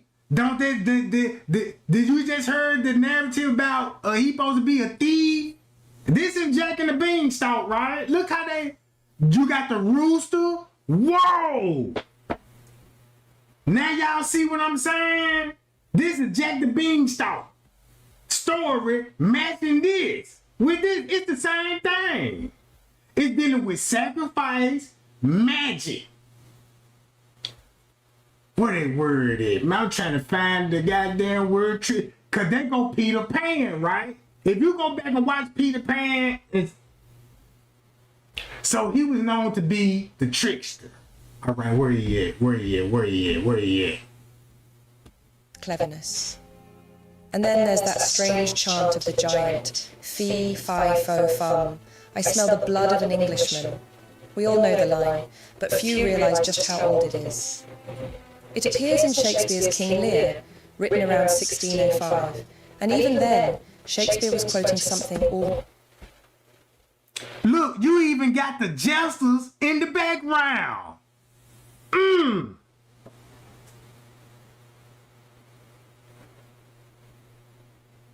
You see what I'm saying? So check this out. You remember the rooster crow for Jesus? Said that, look. All right. Why everything associated on his part with Jack the Beanstalk? Already considered ancient. Writers of the time described it as an old folk rhyme, a line spoken by ogres and giants in traditional oral storytelling. So where did it come from? Writers of the time described it as an old folk rhyme, a line spoken by ogres and giants in traditional oral storytelling. So where did it come from? Some say it's just nonsense. Strange syllables meant to frighten children, or mimic the sound of a lumbering giant. But in the 19th century, a Scottish antiquarian named Charles Lumb is just non-traditional oral storytelling. So where a line considered ancient. Writers of the time described it as an old folk rhyme, a line spoken by ogres and giants in traditional oral storytelling. So where did it come from? Some say it's just nonsense. Strange syllables meant to frighten children, or mimic the sound of a lumbering giant. But in the 19th century, a Scottish antiquarian named Charles Mackay suggested something stranger. He believed the chant might come from Old Gaelic, and according to him, the words roughly translate to, "Behold, food, good to eat, enough to satisfy my hunger." In other words, not just a chant, but a giant's hunting call. So, Ridge is already really good at the wallet and all the everyday carry stuff, but I was surprised with how much they are able to do. There's no shortage of giants in world mythology. So, if you basically look at the story, it's giving you a depiction of David, Goliath. So, don't y'all remember when the snake talked to Adam and Eve? They said they're supposed to be Jesus, but in reality, all these characters made up. The snake, the one that's supposed to beat the Eve, it was all about we finna make man in our image, and then we're gonna create sin in the world, and we're gonna make it look like the snake had a sexual act and all it is, and conceived the baby. Now, so, man, I can't explain it the way I want to, bro. Cause I read all of this shit. And all of this is documented. All right, remind y'all, he was wrestling. Check this out for a prime example. it come back to wrestling, right? So when it come back to wrestling, this is why I'm trying to show y'all this.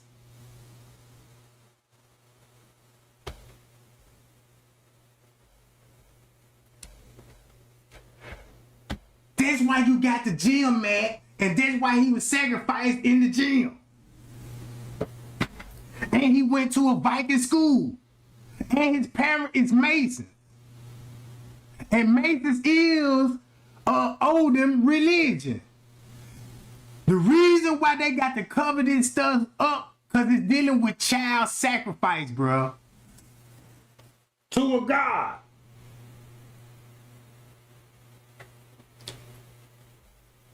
There you go.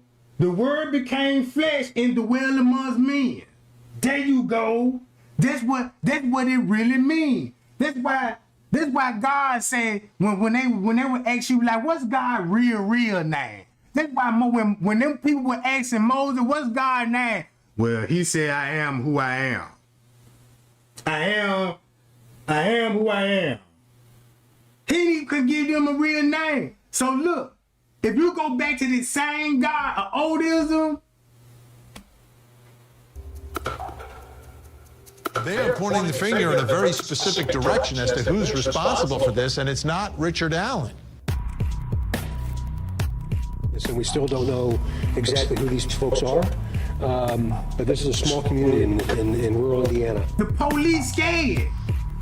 Look. Members of a pagan Norse religion called Odinism, hijacked by white nationalists, ritualistically sacrificed Abigail Williams and Liberty German.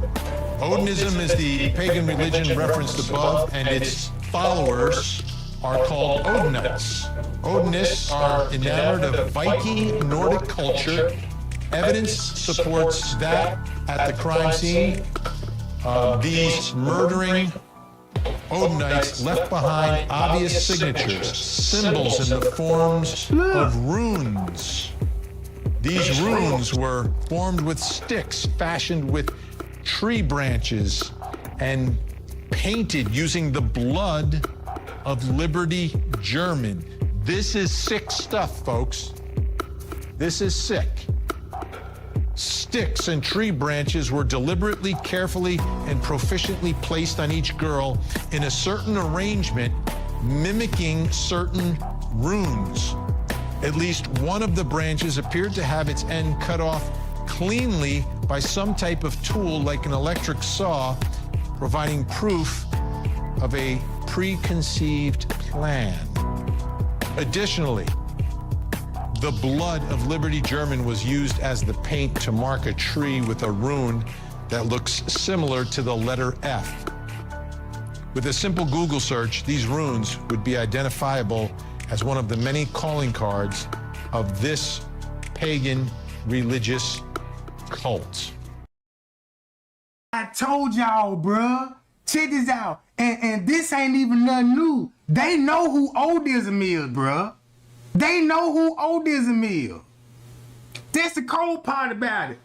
And if you a Freemason, you're gonna know all about this shit.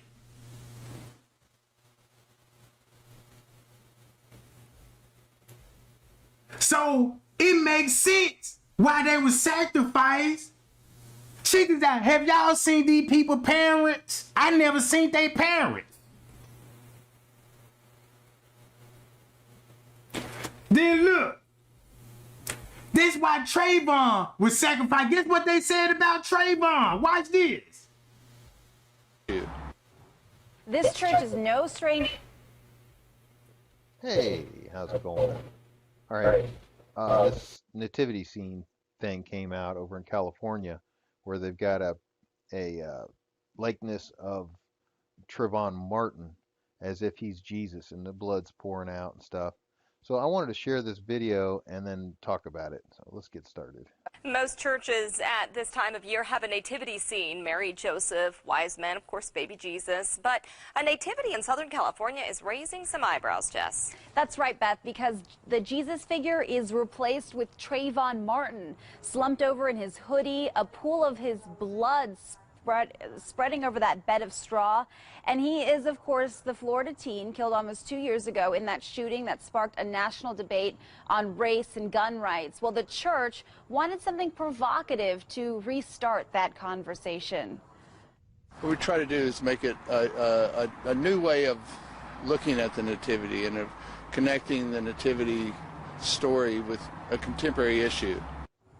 This church is no stranger to controversy. Over the last few years, its nativities have touched on homelessness, poverty, and acceptance of gays, but this particular one taking a big backlash online. A lot of people are going to the church's Facebook page to So look,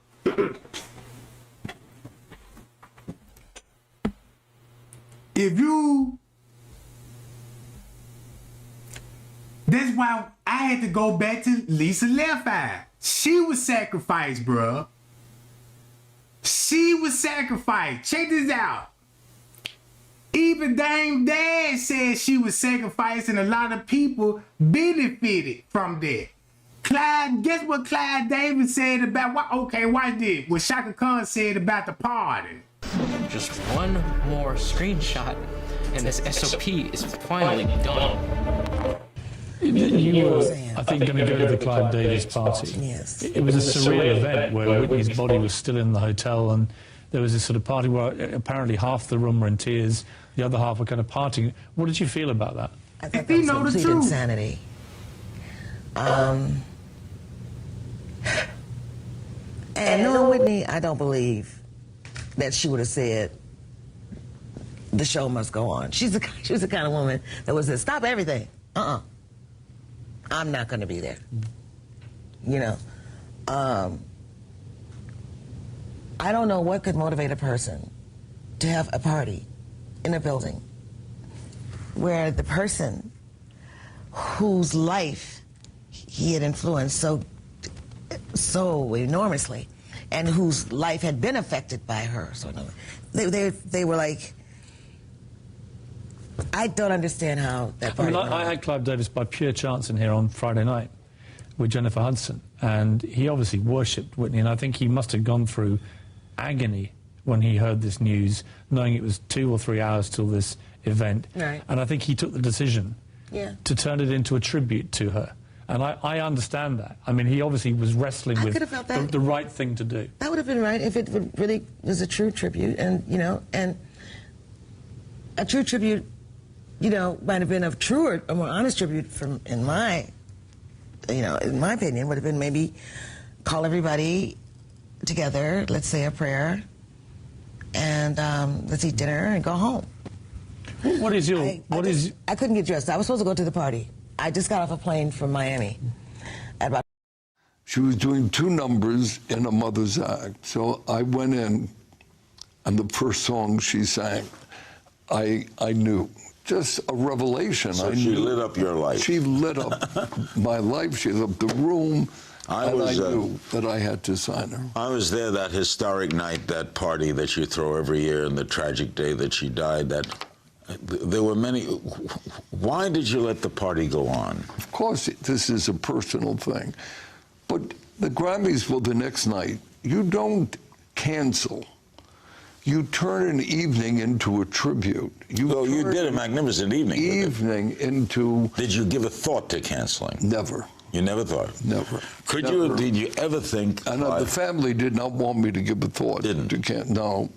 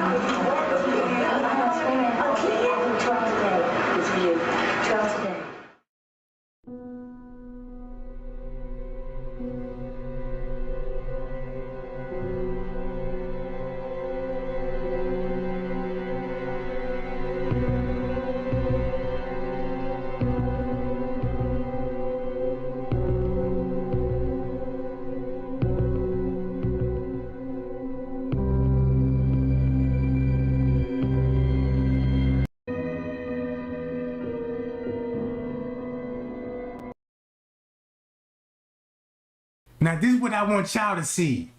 She was found dead, right? This the Beverly Hilton Hotel. This the Beverly Hilton Hotel. Hotel Freemason like layout, right?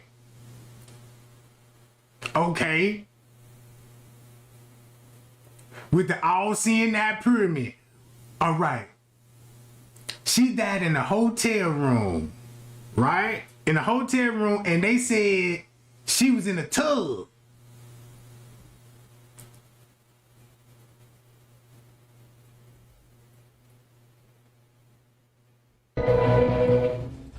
CBS 2's Kirk Hawkins. Kirk, good morning. Serene, good morning to you. Right now, we're waiting on an update from the coroner's office. That update could come later on this afternoon at the earliest, and we're hoping to learn more on the singer's cause of death. Of course, the body arrived here earlier this morning, very early this morning, in fact. The body of singer Whitney Houston arrived at the LA County Coroner's Office 11 hours after she was declared dead.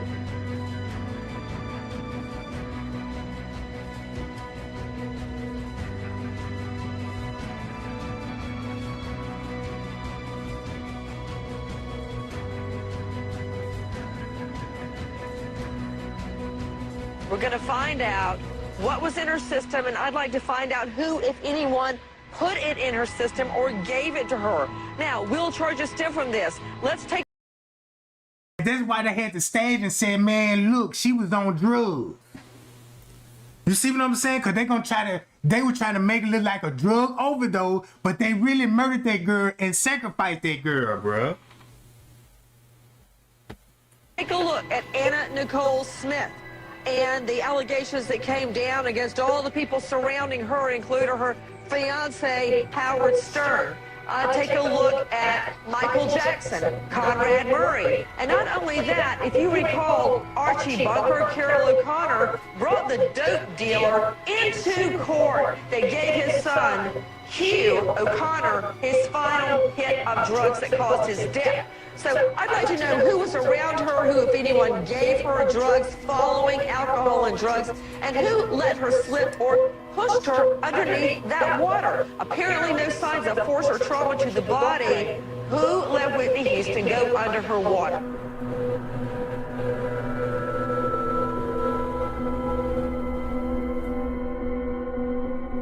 All right, watch her, look.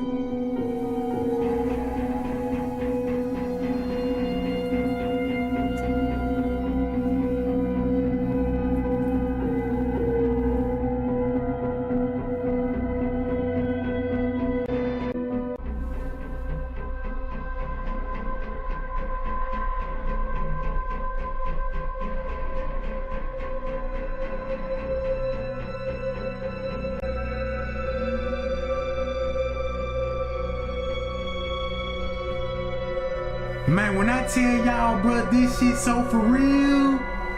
This shit is for real, bro. I remember the Madonna Super Bowl. Look. Dressed up like a Babylon goddess.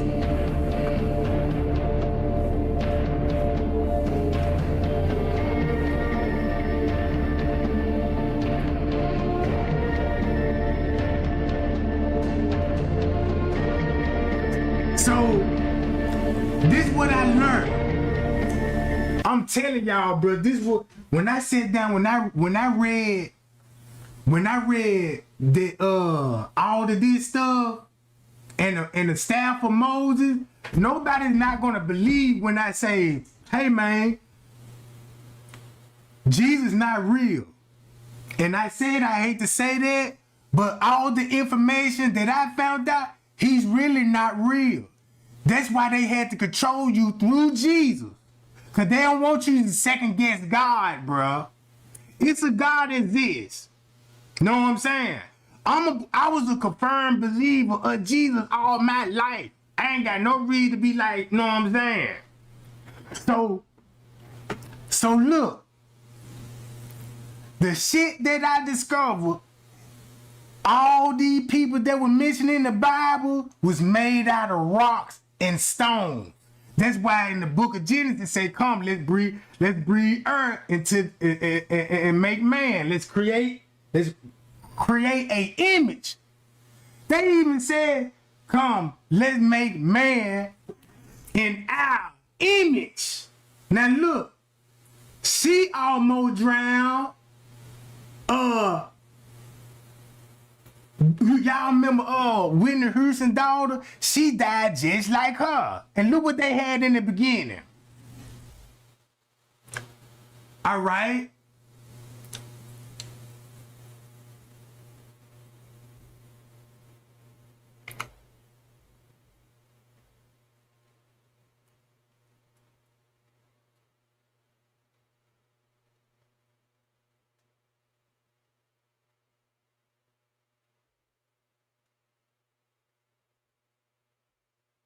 Now y'all see that?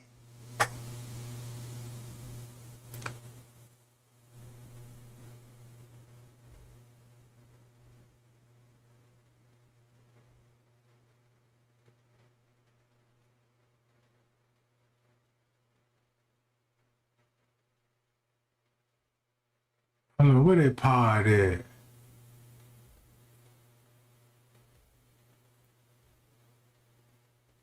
So I said, oh, they had to cover up the Kendra Johnson case. He was found with no organ, and these the same people that's Freemason done this shit, bruh. Freemasons done this shit. They a part of this shit. Jack and the Beanstalk was before the Bible, but it's talking about the same God though, right? So once you go to the Gnostic gospel, once you read all of this, I mean, watch all these videos like I did, and all this is proven fact. All of this is proven fact in the Bible.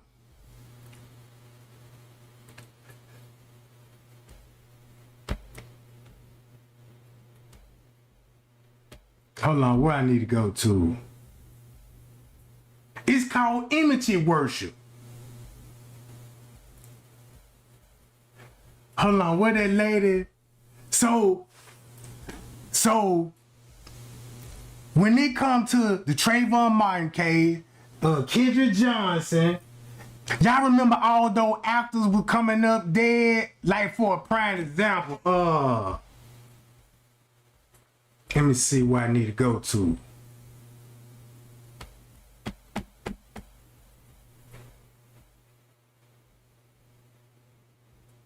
All right.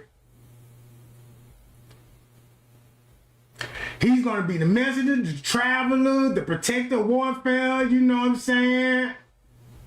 He's the conductor of dreams. He's going to be the shepherd of men. He's going to be the one in the underworld and the upper world, meaning heaven and hell. So he's going to rule both of them, right? So he was defined as the trickster, a master thief, a curator, a night watcher. He's the god of craft.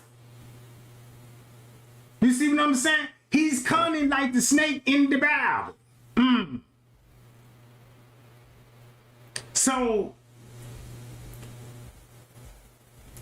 when I read this shit and scrolled all the way down, here go all the myths.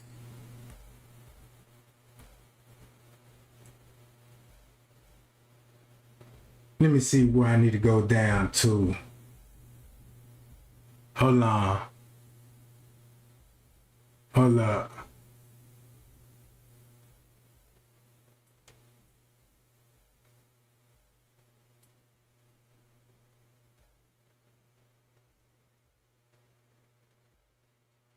Trying to find that John.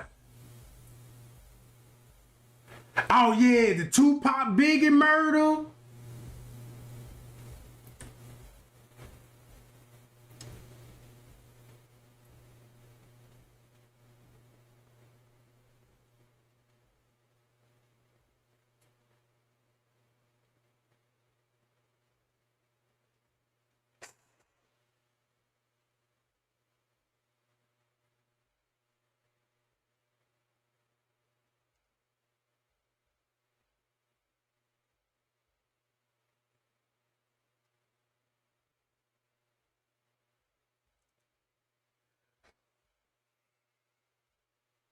So that's who we were worshiping. That's the God in the Bible. If you don't know, now you know now. Now you know now. And that was the secret. So to that timeline that I gave before, where the bishops more or less say that. So basically, they made a bunch of rocks and stone, carved their own likeness out of it, and say this is a family tree and this is where gods come from. So when it comes to Freemasonry, right, that's why they got the all-seeing eye and the wisdom and the knowledge and the understanding. That's the whole secret, because they got to still worship these gods. They still worship these gods and they still sacrificing these kids. So when we go back to these murder, think about Tupac and murder. Tupac and Biggie murder, everybody know that was a sacrifice. Everybody know Whitney Houston was a sacrifice. Everybody know they wanted to murder Michael Jackson because he outsmarted them. So look, when it comes to Trayvon Martin, look how Freemason had their hand all over this. So the secret is the Freemasons even know that Jesus not real.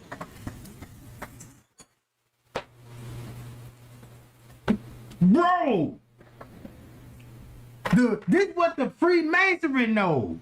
The whole religion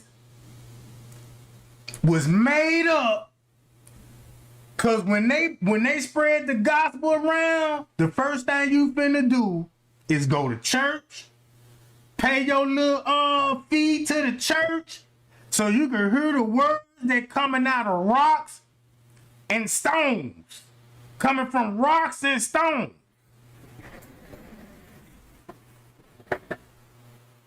It teach you not to question God. It teach you not to, don't question God. Just have faith in Jesus, because Jesus here to save you. And come to find out, from what I done learned, that's why he gonna be the God of battle, God of victory, the God of prophecy, the God of magic, the God of poetry and wisdom. So they control wisdom, poetry, magic, prophecy, victories, and battles. The mysteries of the ruins. Odin is also a shapeshifter, meaning this magic, right? All right. That's why you got, y'all remember King Mert? This gonna be the money. This the money right here. So Odin sacrificed his eye to really give it for wisdom, knowledge, and he gonna be see, there he go again, right?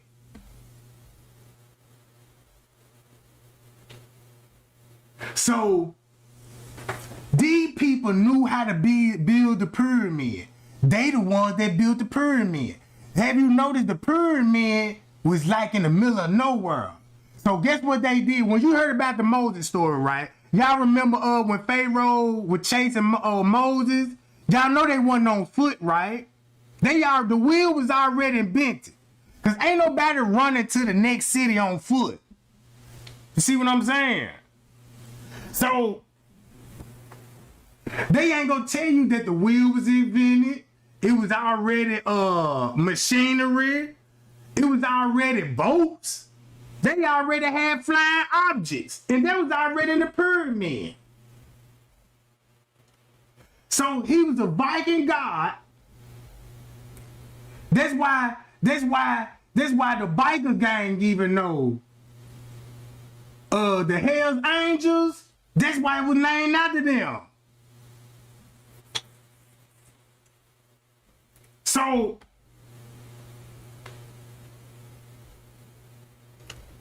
this his eye, the eye of providence. This his eye. That's why you gotta look. Number symbols. That's all it was. symbol. So guess what? This would be Odin I, meaning there was the New World Order when they wrote the Bible. Once they wrote the Bible and all of this, bro, these people was in the pyramid teaching this, in the pyramid. This is where they were hiding all their stuff at. So guess what they tried to do? If you go on Google Map now and go try to look at all those ancients, they in ruins now because they had to knock them down. What the fuck? I'm being tracked.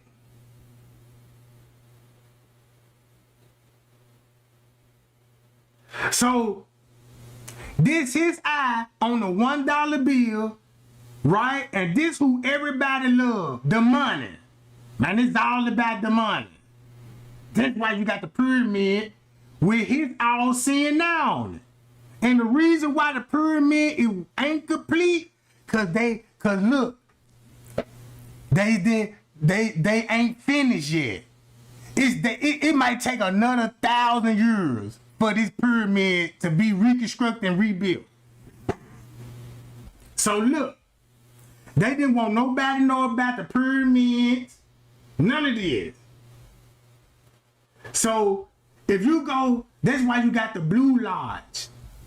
That's why you got the Blue Lodge when they come to make. So that's why you got the all-seeing eye with the rays around that jump with the clouds in the back, symbolize he in heaven, and the sun behind him. That's why when you get to Jesus, that's all about this. All of this is a symbol, bro. They got the all-seeing eye with the pyramid, because Jesus is going to be the way. If you get everybody to believe in Jesus, right? You can control the whole world through a cult. You can have people living different, living holy according to how they want you to live, right? So somebody came up with Odinism and wrote the Bible and said, come, let's make man in our image. That's what the Bible means. Let's make man. That's what they did. Look how they made man in their image. This how they made man in their likeness. And so when they said they're going to breathe breath into these Hermes, they're going to be able to talk now. Like I'm talking physically, statues don't talk, but the messenger do. That's why you got prophets in the Bible, because they're going to say, look, I got a prophet for God. They always getting the message from him. So once he get to talking to them, he finna send them some angels, and then some angels finna come and holler at you. But all of this was made up and fuck with our mind. Cause when you go to the Eastern Orthodox shit, look at all this stuff I pulled up. This nothing I could just really make up.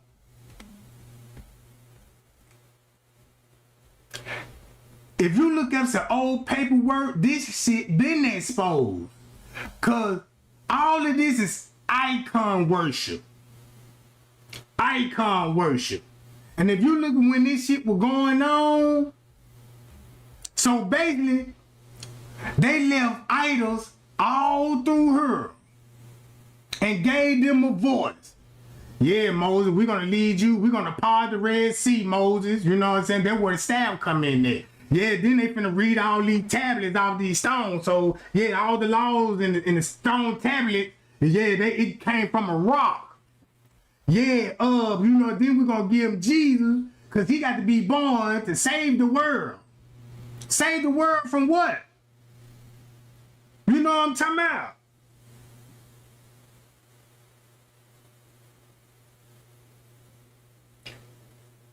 So look.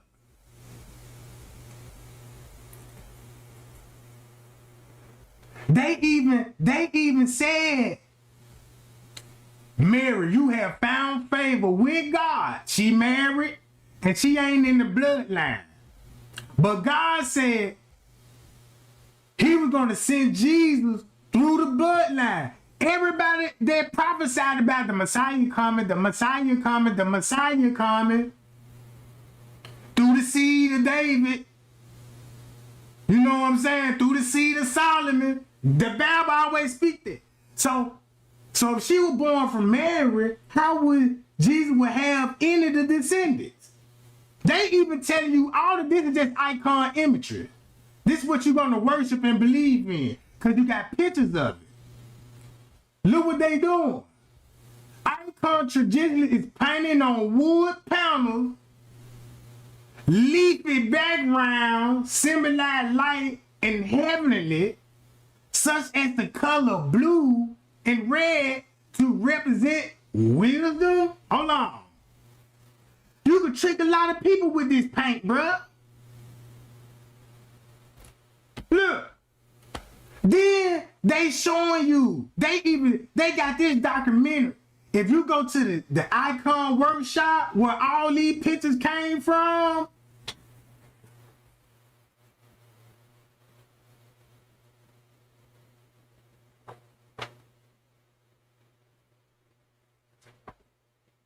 so look,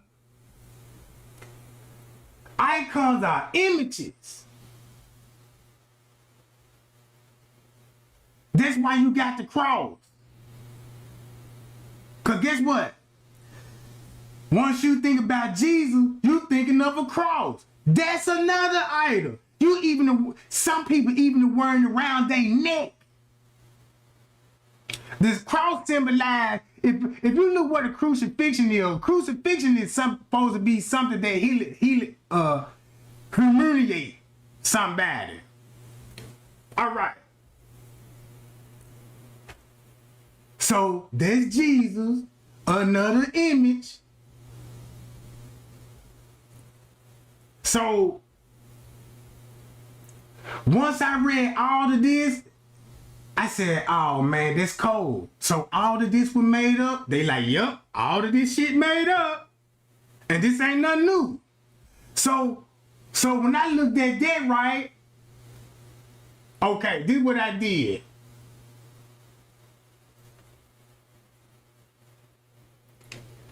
Hold on.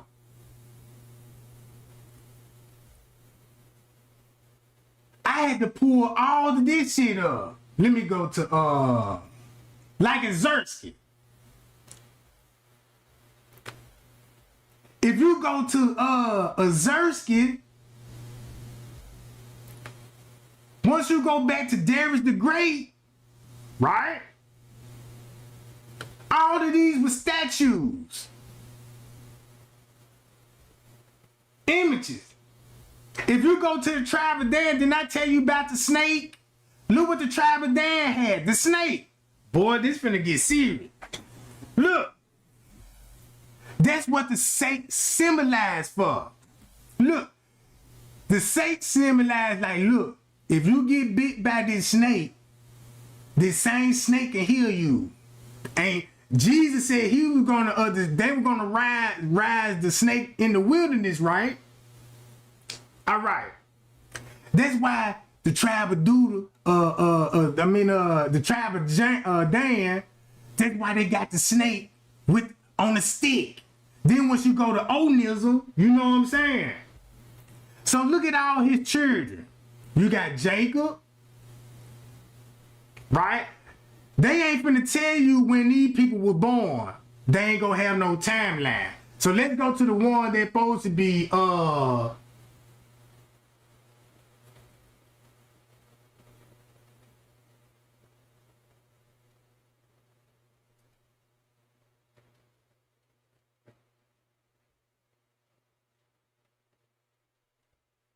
like Noah's Ark. You can't never find Noah's Ark. Check this out. In the book of Genesis, Noah and his wives and his son, they went to the ark to escape the waters in the flood for 40 days and 40 nights, right? It was a political flood. So nobody can't find the boat. Nobody can't find no evidence, but only evidence that we got that once upon a time, Africa, some parts of Africa was up on the water for a while. So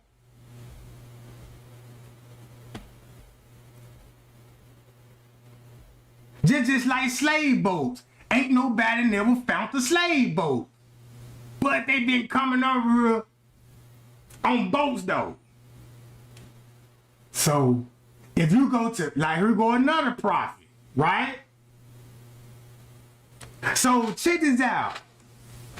If you want somebody to believe something and it's written, just say, hey, I talked to a God. Oh, you talked to God? Yeah, he told me to write this book over here. You know what I'm talking about? He gonna tell you about the 12 minor prophets. You know what I'm saying? So once you read this, look, he died in the 6th century.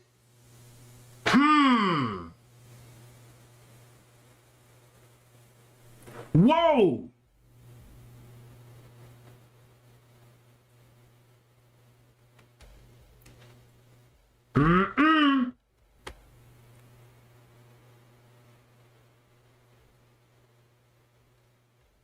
Paul the Apostle, check this out.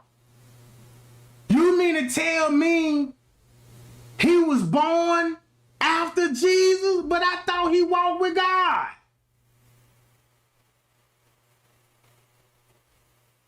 He was spreading his teachings in the 1st century. That's when Jesus was born, in the 1st century. So how he gonna be born 5 years after God? It doesn't make sense.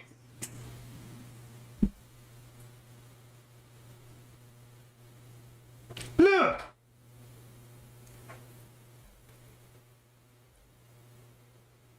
The 12 apostles. Whoa! You mean to tell me the life and the ministry of Jesus was in the 1st century? Also, now they got Jesus born in the 1st century. So if Jesus was born in the 1st century then, right? Because that's going to be year 1. That's going to be the year 1. The 1st century is going to be 1 year. All right. But I thought, how would Paul be able to walk with Jesus then? Jesus was the Jewish Messiah. Check this out. This how Freemasonic Bible writes. Because when I read the Bible, this was exactly what it was looking like in the Freemasonic Bible. This is how I was reading Sermon Day Scripture. So it started off from being Jewish to a Christian, came from a Muslim. So look.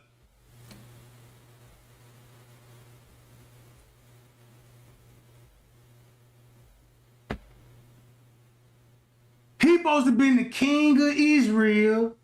Saul, supposed to be the king of Israel. From the tribe of Benjamin. Keep this in mind. The tribe is actually the family. It was different groups. That's the 12 tribes.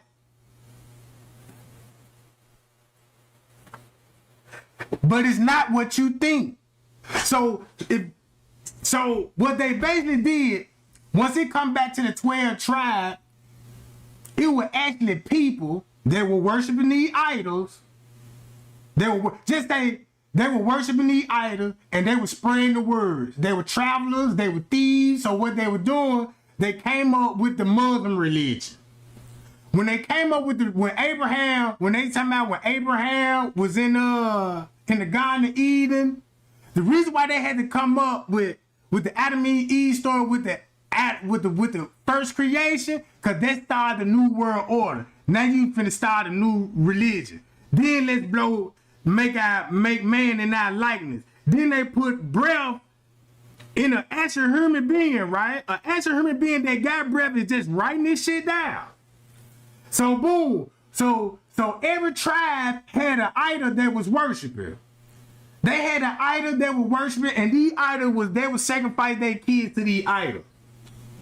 So So to sell the story, you got to come up with Hermes figures. Nobody ain't finna worship no little bitty statue of a little bitty wooden box like the Ark of Covenant, right? So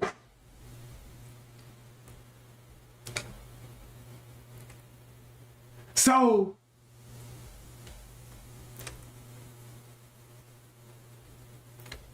on. Where I need to go to? Wait a minute. The 12 apostles. So if you go back to the 12 disciples of Jesus,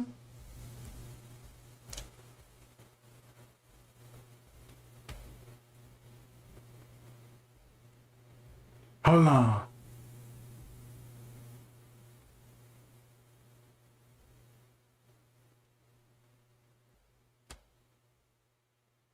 All right, check this out. Here go Peter. When Peter was born, whoa, he was born 30 years after Jesus died? That don't even make sense. And St. Peter was depicted what?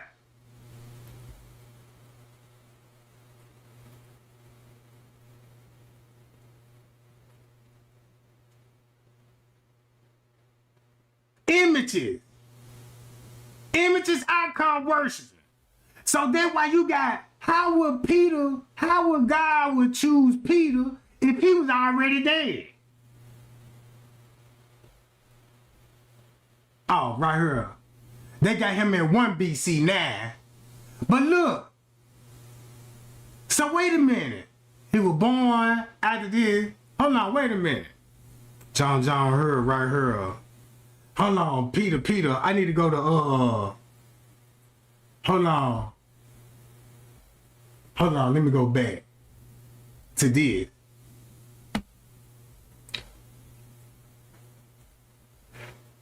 He died between 54 and 80 after his death, and he was born in the 1st century. Hold on, watch this, check this out. Go to Andrew. If you go to Andrew, he was born 5 years after Jesus' death. Come on, how?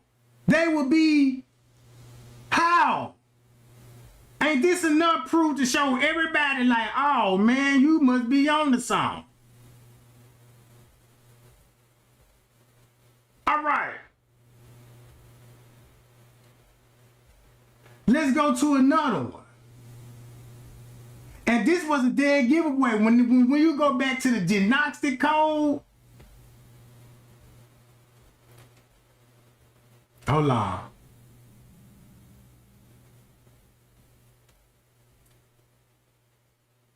Asia Minor, the book of John. Go to the book of John, right? Here go John, right? All right. Whoa, hold on. So you mean to tell me, well, wait a minute, I need John. Why they ain't got no year when these men were born?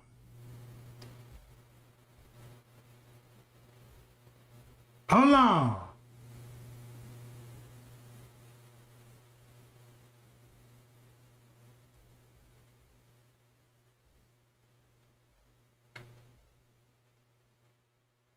Let's go to him. What?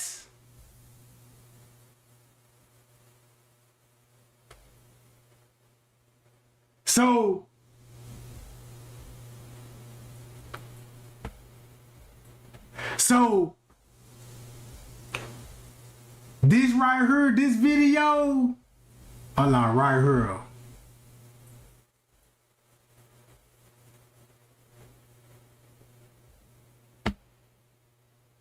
The eye is, of course, Jesus.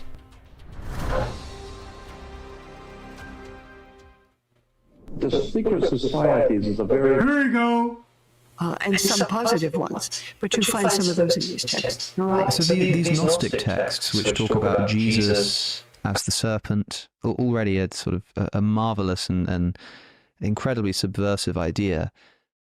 but then also this inferior god who's trying to prevent Adam and Eve from attaining spiritual knowledge. Are we looking at a kind of polytheism here then, or maybe a kind of henotheism, that is multiple gods, but one god is better and above all others? Like, how should we interpret the theology of these texts? Well, I don't think there's a single way at all. I mean, some of them might fit into a kind of polytheistic mode, but more often you find, at least in the texts that follow this kind of model of Jewish mysticism, you find different beings named as the divine. So that's why I can't speak about these 50-some texts as if they spoke with a single voice, because they really don't. And as I said, I do play favorites. There are some that I think are much more worth our time than others. The Gospel of Mary Magdalene, for example. You know that the Gospel of John is always talking about Jesus coming into the world to die for the sin of the world, right? That's John's whole pitch, is about the sin of the world that has to be expunged by Jesus dying on the cross. The Gospel of Mary, somebody says to Mary Magdalene, here seen as a visionary, what is the sin of the world? And she says, there is no sin of the world. But sin is something you do when you do harm. So there are Christians who absolutely discard John's view. And they also encourage you to look at secret teaching and visionary teaching and teaching that is symbolic, in which the meaning is not always on the surface. That's what esoteric teaching is about. You know, every tradition, as you know, whether it's Hindu, Buddhist, Muslim, what else? They all have a secret teaching, esoteric teaching, mystical teaching, and public teaching. So now look, check this out. This the real kicker. Cause she basically finna tell y'all this they had some, it supposed to have been books in the Bible. They took them out the Bible, right? It supposed to have been books in the Bible. And the ones that took out the Bible, did y'all actually heard the words that was coming out of that John? Look. Christianity in the beginning, in the 4th century, the bishops tried to eliminate mystical teaching because it meant that you could have a vision, I could have a vision, that would contradict what the church was setting up as pure, true dogma. The Nicene Creed, the arguments about theology of the 4th century, which grandly proceed into the 21st, right? See that? Yeah, and what are the... So basically, like, that's just like they saying Jesus was born in the 1st century. That was their biggest mistake when they said he was born in the 1st century. So that means he would die in the year 30. So when he died in the year 30, so you mean to tell me, you start the time back to 1 AD? No.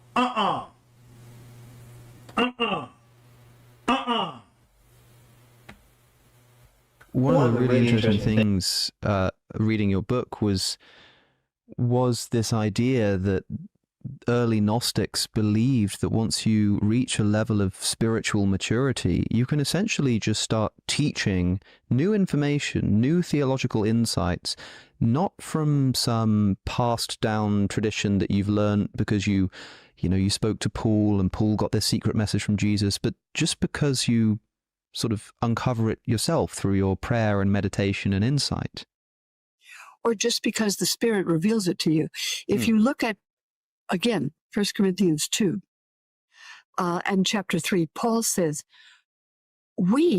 he's including himself, we who are taught by the Spirit, we learn all kinds of things that we can't explain to people who aren't spiritual.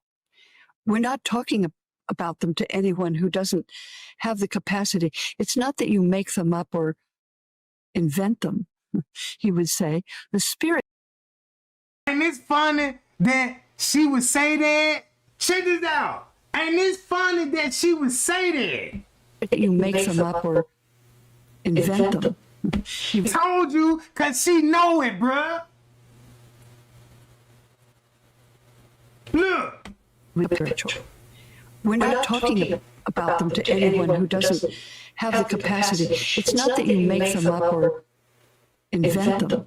He would say, the Spirit can teach you things, and will, if you're open to spiritual understanding. The problem with that is people can say, you know, I was told by the Spirit to massacre my family. I mean, where do you stop? There, you know, saying that anybody can receive the Spirit can lead to insanity. I mean, insane and cruel and horrifying results. So orthodoxy was created to put a boundary on that.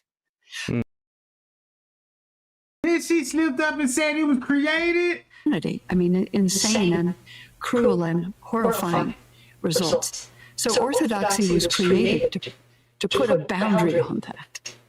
But what it did is it limits spiritual understanding to what they claim is in the Bible, which has the only spiritual truth. And whoever wrote the secret Gospels did not accept that. They were open to ongoing revelation that you could have tonight. How much is the way you currently speak costing you in your personal life and in your... So do you think that Paul can be described as a Gnostic? I think Paul is certainly a visionary. I wouldn't call him a Gnostic. I called him Paul the Gnostic just because the Gnostics liked him so much. But what they liked, the word Gnostic is so overused. There are two massive books, you know, about what is Gnosticism. The word is made up and the word is polemical. That's why I don't like it. It means all the bad stuff you shouldn't believe. But Paul was a visionary. And Paul, what do you want to say, was a mystic. He says he went up into the third heaven and heard things that he wasn't allowed to speak. Whoa! So Paul went to heaven, right? But keep this in mind, nobody can go to heaven unless they spirit death through Jesus, though, right?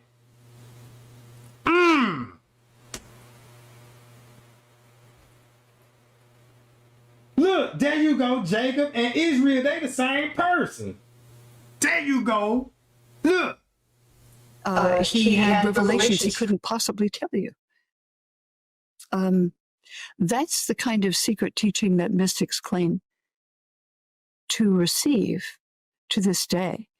And mystics in the Catholic Church and the Protestant churches have always been reined in by orthodoxy, blocking them at every point from saying anything that doesn't agree with what becomes 4th century theology, of which, as you can see, I'm not a great fan, because it did what it was meant to do, which is suggest a control, a kind of monopoly on spiritual truth within the Catholic Church, which still claims that monopoly, and deny it anywhere else. I was quite stunned in reading your book again to find that Ignatius of Antioch writes in the early church that the laity should revere and honor and obey the bishop as if he were God. Yes. It's this extraordinary letter where the sort of absolute authority of the bishop is established, and again that phrase "as if he were God" seems to run so contrary to what you might expect a Christian to think about earthly dominion. But this comes in your book as part of a chapter on this making heretical the Gnostic tradition, maybe having something to do with the consolidation of power in human earthly bishops. What's that all about? Well, I think that is what happens, that when Constantine becomes a Christian and puts the power of the state, the military, behind a group of bishops, they claim that they have all knowledge of all truth, and all of it is in the canon of books that they prescribe and they limit, and these, they don't want mystical teachings, because mystical teachings are always open and always can be claimed to be transcendent. And the Catholic Church to this day doesn't allow it. And most Christians don't, except Pentecostalists, except Quakers, who believe that the Spirit, in fact, leads people into truth. That's what the Gospel of John says. So that prohibition, that's why I wrote about whose church is the true church, because people who wanted to claim not only public tradition, but also private tradition, secret tradition. It's the Freemasonry. That's what I'm trying to tell y'all. So basically, if you go back and listen to this, she's gonna tell you about Jesus the serpent in Genesis.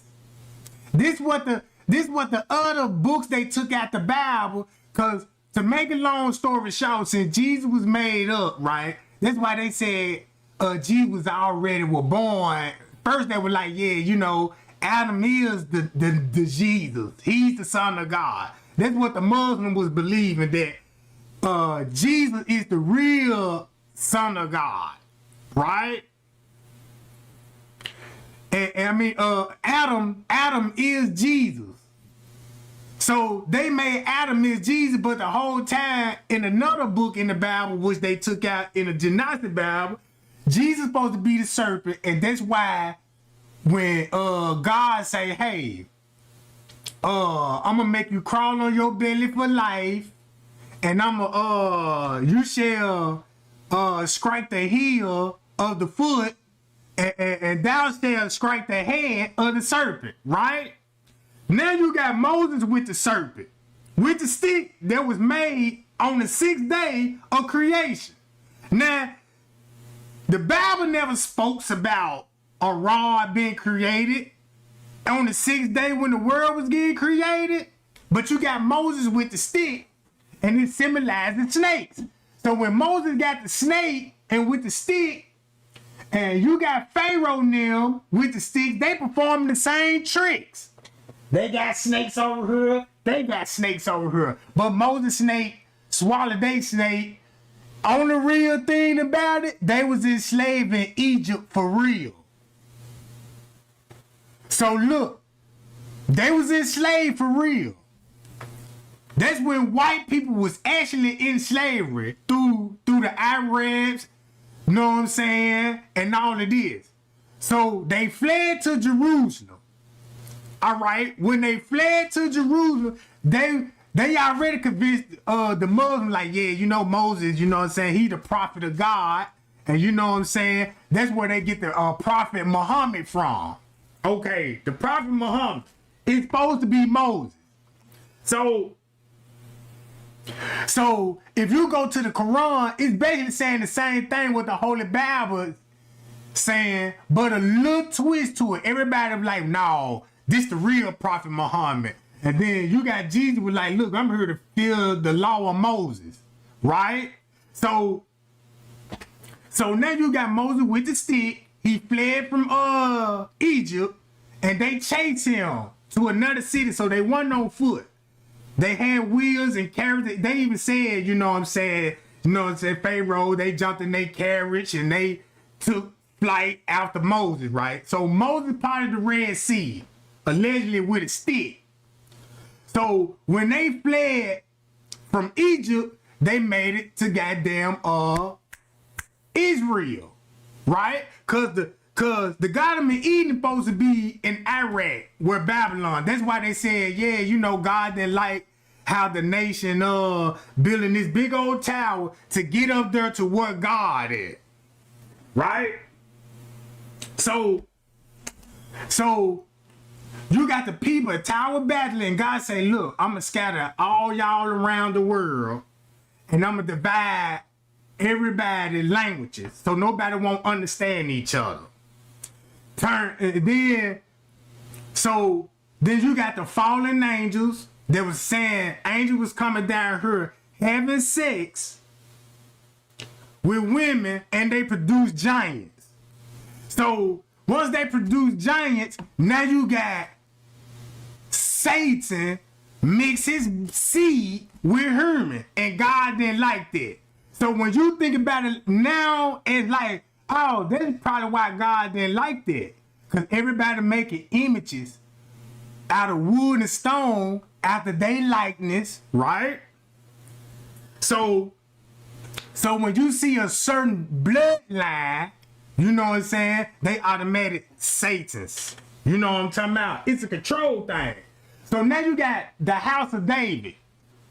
When I went back to look, if you go back to the slavery, check this out. If you go back to the dynasty, when slavery started, right? If you look at all of this, look. And once you get the real history, okay, they was in Babylon, ended up in Egypt, then Greek, Roman, then this shit finna go back to the medieval Europe, the Black Sea slave trade, all of this. So, if you read all of this like I have, that's why you got statues. Look, this probably wasn't even no slave. This could have been a god out of wood images. So if you look at this ain't even black people. These is white people working in the sun that got a tan. They was enslaved. So guess what? You got a statue kneeling captive. Whoa. This is like a God teaching you how to pray on your knees. See what I'm saying? All right. All right. If you go trace him back,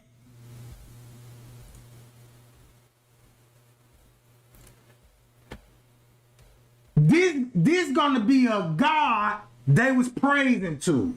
This ain't like King Ramsey. Y'all remember King Ramsey? They said, yeah, they found the tomb of King Ramsey. Man, what they really found was a ritual, like a building. You know what I'm saying? Just say like you go into a church. What I found out where they crucified Jesus at, it was at a church, bruh. It was at a church. They killed Jesus in a church. According to the Bible, Jesus was killed in the church. According to world history, nobody can trace Jesus, Moses. You don't even, look, can't nobody in the world can verify none of these people. But you see they works. All right. So that's why they need you to look. We're going to promise you an afterlife. This is life after death. That go back to goddammit, Hermes. Hermes got the same story as Jesus. He's the shepherd. He's a God. He's a messenger.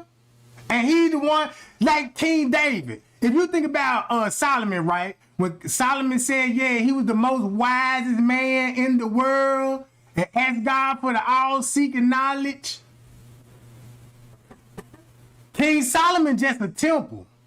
That's just a big-ass temple church that these people were worshiping in secret.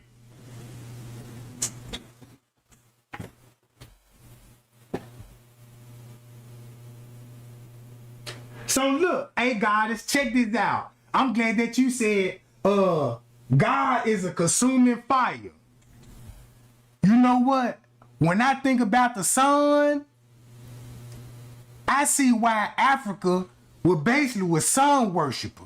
Because the sun give energy, life, and without the sun, nothing can grow or reproduce. All right? So look, King Solomon was not a man. It's a temple.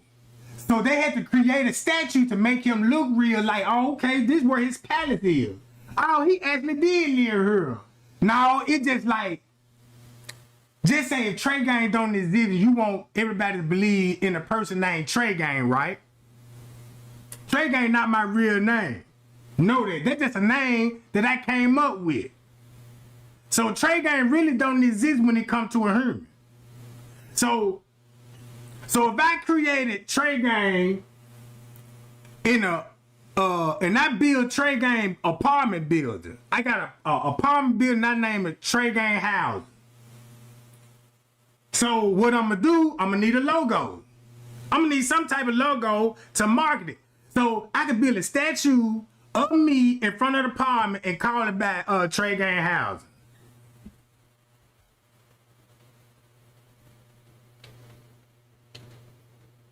There you go, God.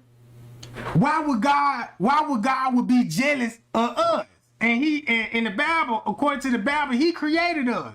And he said all things that he created, he saw fit good and it were perfect in his eyes. So when I read all of this shit, hold on, matter of fact, I can show you this.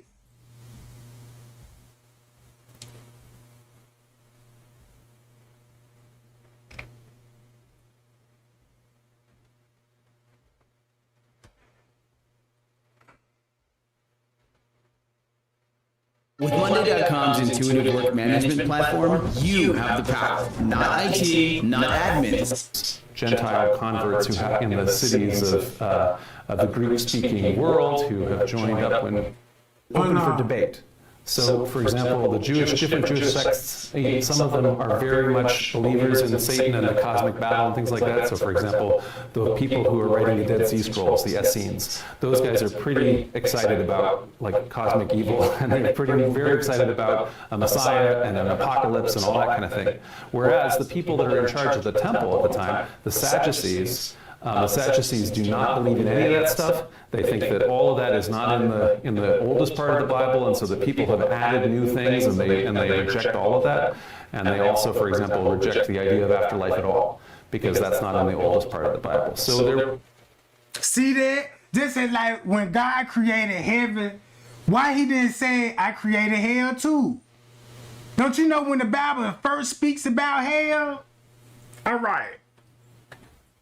So basically, what I found out was it was text in the Bible, and everybody want to tell their own side or their version how religion's supposed to be. So they couldn't agree. Like, man, look, now we don't want that in the scripture, but we're gonna put this in the scripture. Now take that out the scripture and put that in the scripture. So everybody had a problem with it, right? So they started taking books out the Bible. So when they started taking books out the Bible, and once you go read other books, this is what I found out. Once you start reading the other books, you're gonna find out like, oh, all of this is just to control the world. Control everybody thinking, control everybody's mind, get them to believe in Jesus so they can abide by the law. And if they do a good job, Jesus is going to save them and they're going to go to heaven, to the afterlife. Now, if you ask me what I think, I believe it was some teachings that actually came from God. And man took that knowledge, he flipped it, just like the Ark of Covenant. If you look at the Ark of Covenant, when they say, yeah, you know, this Ark of Covenant right here, that whole, you know what I'm saying, the sacred things of God. So that means, what if that's our real history of the real creation, and these people stole it? And flipped it and made man after their likeness. Because clearly, they got this shit from somewhere. So it's a religion somewhere before the Bible was. And nobody don't want to tell you what their religion was.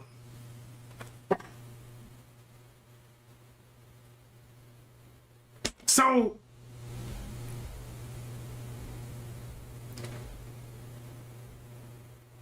Hold on, where I need to go to?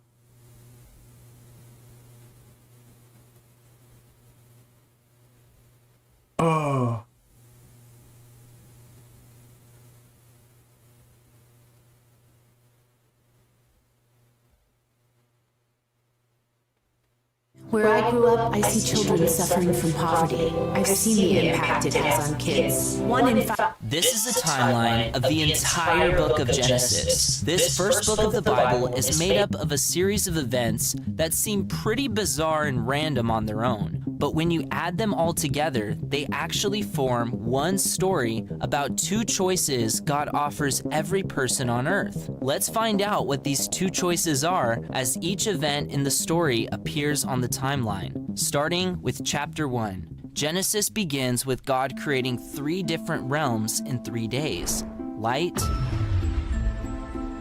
water and sky, and the dry land.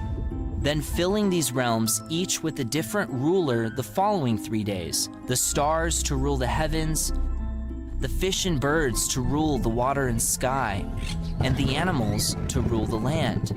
But now y'all see where this going?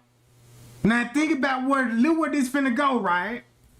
then God created a creature who would rule more than just one realm. The Bible says that God made humans in his image. But this doesn't mean that God has arms and legs. It has to do with God's reason for creating the humans. God told man and woman to multiply and rule the entire world. They were given the responsibility of representing and ruling all the creatures of all three realms on God's behalf.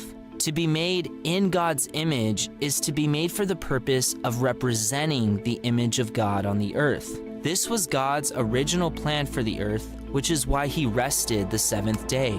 The world was at peace. But one of these creatures wasn't too excited about being ruled by the humans. This creature was more than just a snake. This was the spiritual rebel you know as Satan, and he convinced the humans to rebel against God. But not only did this rebellion lead to the entire world and Satan being cursed, it's going to lead to one of the most creepy stories in the entire Bible that 99% of Christians have never been taught in church. The humans are cast out of God's presence, but not before God makes a promise to them. He says that the humans are going to have a righteous son who will one day crush the rebel snake Satan, but not without Satan bruising his heel. Strange promise. But now you see that? Now check this out. But not without Satan bruising his heel. So when I found out that's why they symbolized the snake. That's why he said, I'm gonna put enemy between you and the woman, between your seed and her seed. So they already said Jesus was going to come. Right?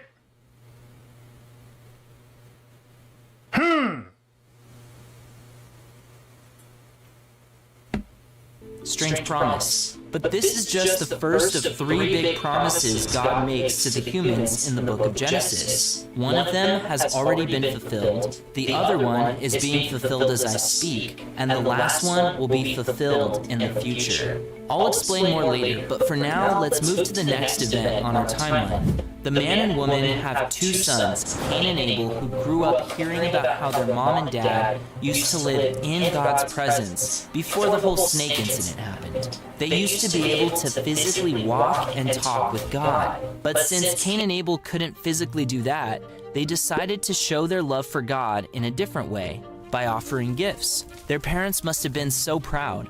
I wonder if they thought maybe one of these sons will be the righteous son who crushes the evil snake like God promised. But something else happened instead. The Bible says that God gazed upon Abel's gift, but not Cain's. This infuriated Cain so much that he killed his brother out of jealousy. Cain was supposed to rule over his evil impulses, but instead he let the evil control him. Just like his parents were supposed to rule over the snake, but instead they let the snake take control. But God showed mercy on Cain and let him live, despite his evil actions. Cain's family grew and became more and more evil until 8 generations later, the unthinkable happened. I actually can't believe this is in the Bible because it's one of the most creepy things you'll probably ever hear in your entire life. Parents, be advised. The Bible says that not only was the wickedness of mankind great in the earth, but so was the wickedness of the sons of God. This phrase is a reference to angels in the Old Testament. As mankind multiplied, so did the women, and these angels wanted them for themselves. So basically, all of these will either just say like, you're gonna have a lot of sex orgies. What free Masonic do today? Hermes trafficking. So when they say, yeah, this the god or the goddess, and she the one that's everybody can run to, have sex with her, cause she gonna have all the babies, all that shit, bruh. So it's hard for me to explain it the way that I want to. So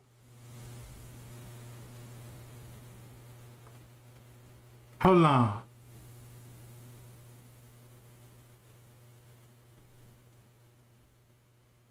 Hold up.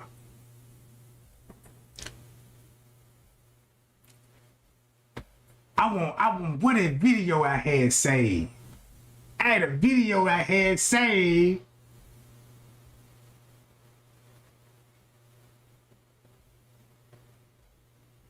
Hold on. I got to find that job.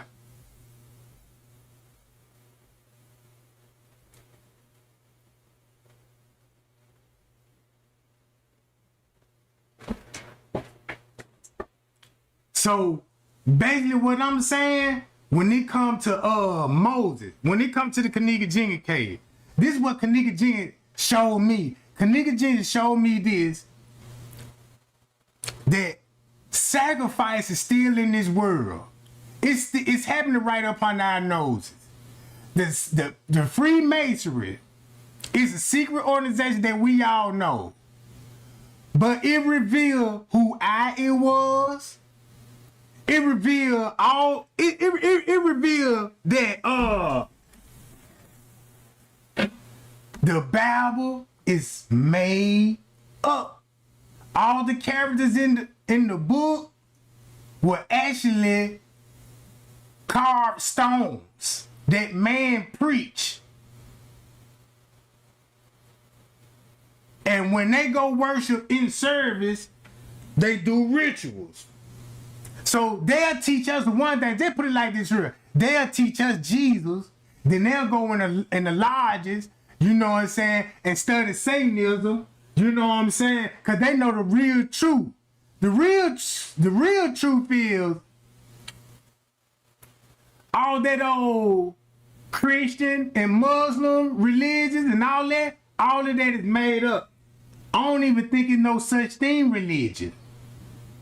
I just believe in a creator that created all things. And these people took the title away from the supreme being. You see what I'm saying? I believe it's a God, bro. I believe it's a God. It gotta be a God if you got a sun in the sky. That's why they call Jesus the Son of God. That's why I believe the reason why they had to call him the Son of God, because maybe these people will work in the beginning of time before they came up with this stuff. People were actually worshiping the sun. Heaven in Africa.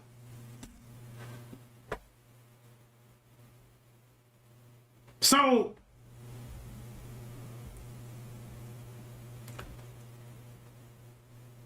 they said that Israel, this, that, look, they even told you. It was alleged that Israel had built the pyramid, was first made by Jewish. Right? So, and this one thing, and check this out. And this another thing that I had found out too, though. What else I found out? The person that wrote the Bible was a military leader. He was a military leader. So that's why you would have a lot of wars in the Bible. You know what I'm talking about? But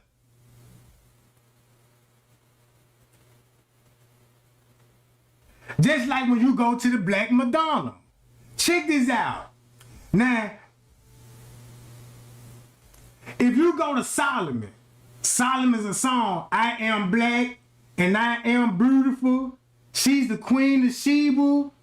Whoa.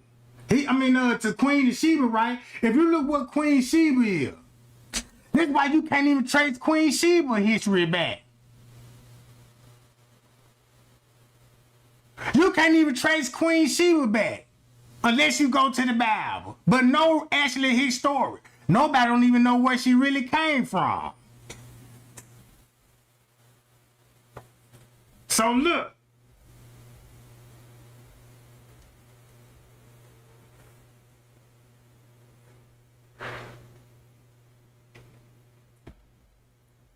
So this the Black Madonna.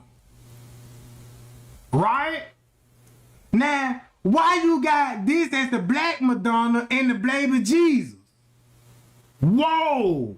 And why they got this shit in Japan? Look. Look at that image now. You see how the image slowly? Look how they all painting the image. What?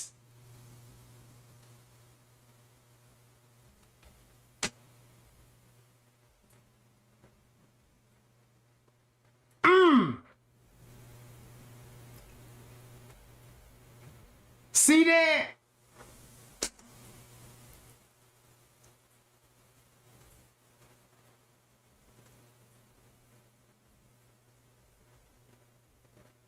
So look.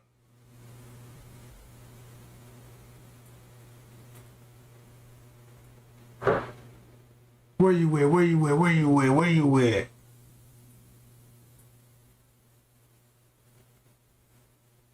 Now check this out.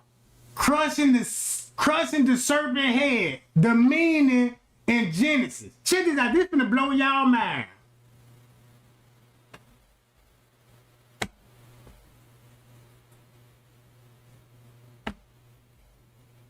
Genesis 3 verse 15 is commonly called the Protevangelium, a term that essentially signifies the idea of first gospel proclamation.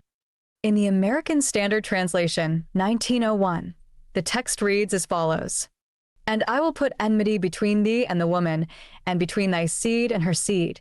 He shall bruise, crush, NIV thy head, and thou shalt bruise, strike, NIV his heel." Professor William Beck's An American Translation, 4th edition, renders the passage, "And I will put enmity between you and the woman, and between your descendants and her descendant. He will crush your head, and you will bruise his heel." The verse truly is fascinating, providing the very first biblical glimpse of God's plan of redemption, focusing ultimately upon the final thrusting of Satan into the eternal hell of fire, Revelation 20 verse 10. The background.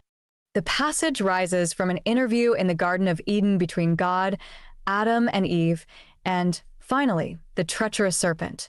When confronted with his transgression, Adam blamed Eve. Ultimately, he put the responsibility upon God himself, stating, "The woman you gave me." Eve similarly rationalized, charging, "The serpent beguiled me." That this serpent was a vehicle of Satan is beyond dispute. Paul says that the serpent beguiled Eve, and, in the same context, he argues that Satan fashions himself into a messenger of light, 2 Corinthians 11 verses 3 and 14. Moreover, John's references to Satan as the old serpent, Revelation 12 verse 9, 20:2, are obvious allusions to the Genesis record. The spokesman. Moses designates the speaker as Jehovah Lord, KJ God, v14. The Hebrew term in the first instance is Yahweh. Oh, you still believe Jesus' name is Yahweh after this? This finna expose everything. Yahweh is not Jesus. Right? If you go look who Yahweh was, it was a statue, bruh. That's why he called it a designation of a self-existing creator. Who? Yahweh, a designation of the self-existing creator, cf. Exodus 3 verse 14, who will form a special redemptive covenant relationship with the nation of Israel. The second title is God, Elohim. Though the etymology of the term is obscure, it likely derives from a root form meaning strong. The name appears to be used mainly of God's right to govern his world and mankind. Clark, 239. The combined use of these names lends great force to the utterance that follows. Components of the text.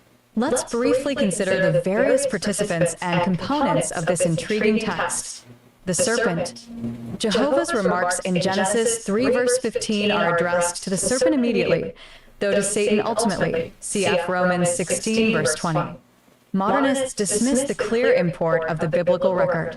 They allege that Satan is but a personification of the self-accusing conscience of Israel. Gray, for point 4298. However, both testaments of the sacred volume treat him as the personal archenemy of Almighty God. He is the murderer of fallen humanity, John 8 verse 44, Romans 5 verse 12. Following his malicious deed, this curse from Jehovah God previews the devil's horrible destiny. The woman of the context is Eve, but the main focus is not upon her. Rather, it is upon her seed, see below. On the other hand, while there is mention of the serpent's seed, the primary thrust is toward the destruction of the malignant force working through the serpent, i.e. Satan, rather than upon this enemy's seed, though certainly they will share his fate. Matthew 25 verse 41. The enmity.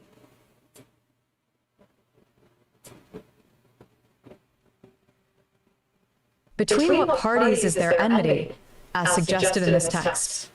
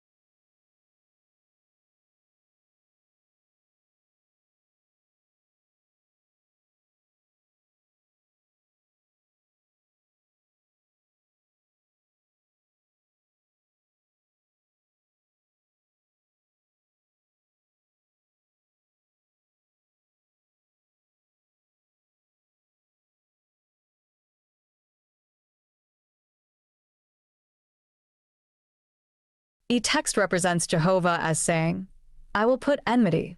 How is the origin of this hostility to be attributed to God, who is an absolutely holy being? Isaiah 6 verse 3, Revelation 4 verse 8. There are two components. First, there is a standard of truth and righteousness, which proceeds from the very nature of deity. Second, rational individuals are creatures of moral responsibility. When men or spirit beings, e.g., angels, exercise their volition and rebel against the Creator, enmity is bound to result. God, then, is the author of the enmity only in the sense that he makes demands upon responsible beings, which frequently they choose to ignore. CFX 7:3FF. Woman's seed. Who is the woman's seed? Simply her descendants? Or is Christ involved? An affirmative answer to the first question is not plausible. Clearly, the seed promise of this entire book, Genesis 22 verse 18, cf. Galatians 3 verses 8 and 16, finds its complete fulfillment in the Savior who, in the fullness of time, was born of woman, Galatians 4 verse 4. Sometimes the claim is made that Genesis 3 verse 15 is a precise prophecy of the virgin birth of Jesus, since the phrase seed of woman appears to be unique. In the normal conception process, it is alleged the male provides the seed. Will this argument stand the test of candid investigation? Frankly, it will not. The seed of Hagar is mentioned later in the book, 1610, as is also the seed of Rebecca, 24 hours, 60 minutes, and yet no virgin births were involved in those cases. The expression does not exclude a virgin birth, but the grammar alone does not establish it. Lewis, 11. E.F. Kevin once carefully noted, "It is not right to infer the virgin birth from the Protevangelion, but it is certainly quite legitimate to look back from the point of view of the virgin birth and see how marvelously close were the words of promise to the mode of the performance." 80. H. L. Ellison goes so far as to say that not until the virgin birth could the full implication of the promise be understood. Cf. Isaiah 7 verse 14, 138. The conflict. In the common versions, the term bruise is twice found. Satan bruises the seed's heel. The woman's seed bruises the serpent's head. Some translators prefer to render the first instance as bruise or strike at, NIV, while rendering the latter term by crush, Beck. Steigers, 78. The reason for the difference in the minds of some scholars is twofold. Some contend that the Hebrew verb swp, bruise, occurs twice in this verse, but that contextual considerations suggest a varied rendering. A man can crush a snake's head, while the snake can only bruise or wound the man's heel, without the action necessarily being permanent. The translation should conform, they suggest, to the nature of the circumstances. Others allege that the text actually contains similar, though different, words. Steigers argues that crush and bruise represent a play on two Hebrew words that look alike, as though from the same root. But bruise is from suf, whereas crush is from soph, an allied root. Steigers, 79. See also Harris, et al., 912. Van Gemeren, 67. Atkinson sums up. Whatever the exact meaning of the verb, the picture seems to be clear. To bruise the head is a picture of fatal and final destruction. To bruise the heel is a picture of damage, which is neither fatal nor final. 51. In the final analysis, we must say that the complete biblical picture does reveal a difference in the significance of the terms. Christ's death for human sin was, in effect, a wound rendered by Satan. But the Lord's resurrection, exaltation, and final victory will destroy the devil's revolting efforts. So, with that being said, right, all the stuff that I learned, all this stuff that I learned, that when it come back to this, when I read all of this, it tells you this how it all got started. Basically, what this basically saying, this how they trick the people through theology and colors. If you paint images like a children's book, that's why we get children's book, mostly pictures and depiction. If they can raise you on children's book with Jack and the Beanstalk, but it's actually talking about the Odin. People that want to be God and got a pen and paper and can write and say they God, bruh. So look. So basically, it's some people out here that know all of this shit, and all of this shit is going on. So they knew the Bible was made up with icon figures in it to give it a real illusion that it were actually people. In reality, it's buildings, it's items they worship in the building, and they sacrifice kids in the building, right? That's what they were doing. So basically they were like, look,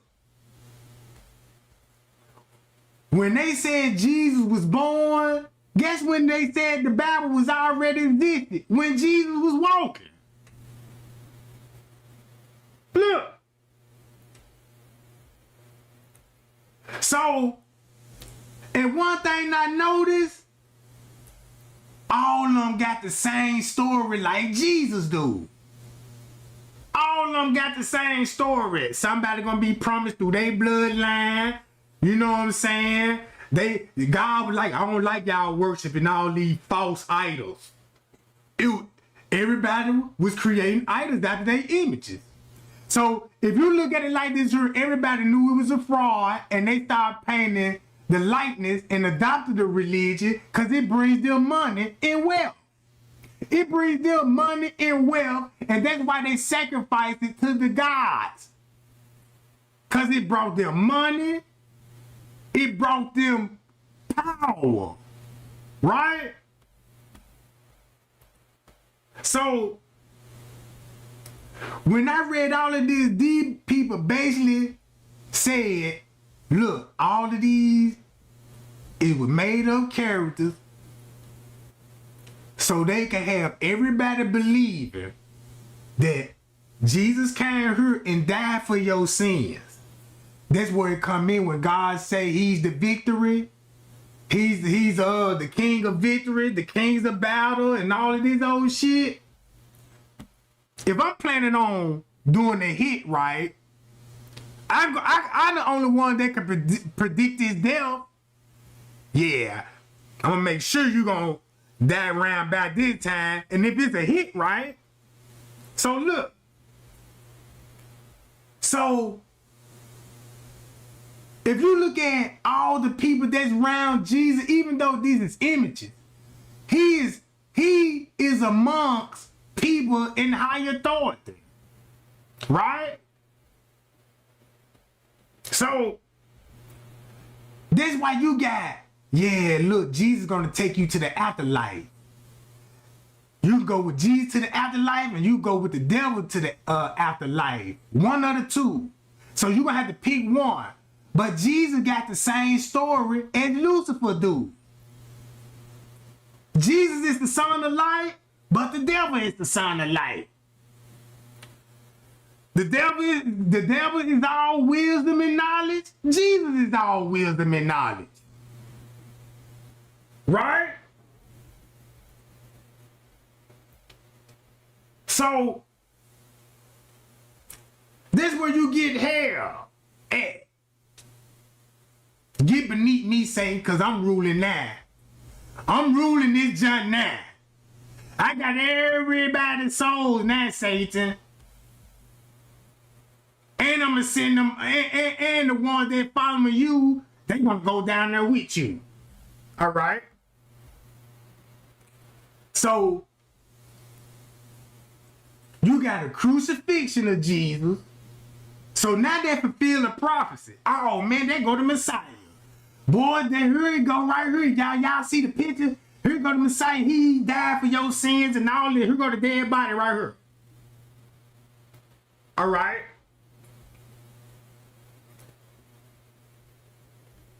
He's going to be up there with the Father. He's the Son. So that means if Jesus was the Son of God the whole time, if Jesus was actually the Son of God the whole time, was there with him as the serpent? Whoa! So look, it just blew my mind that I didn't even know this shit ever existed. I didn't even know this shit existed, bro.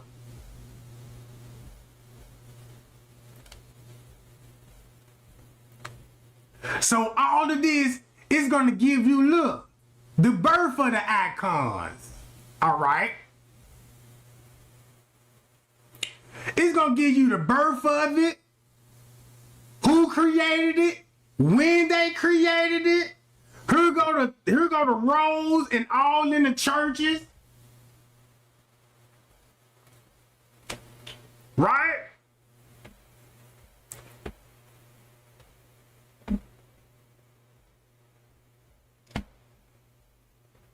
So let me scroll all the way down.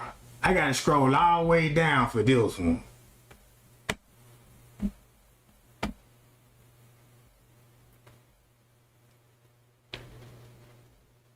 All right. Just as like this. Wood carvings, 2 figures. This is what they was worshiping. All right?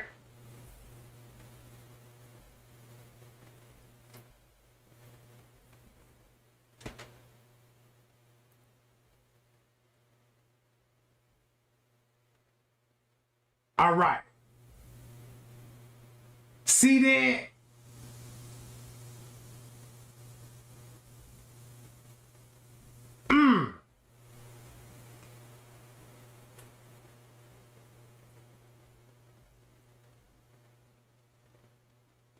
Remember, man, y'all, John the Baptist supposed to die, right? Y'all know they supposed to beheaded John and all of this. So that means when they said when John supposed to be got beheaded before Jesus, why there was never, you know what I'm saying? How would John would die before Jesus? They got the timestamp wrong. And that's the dead giveaway.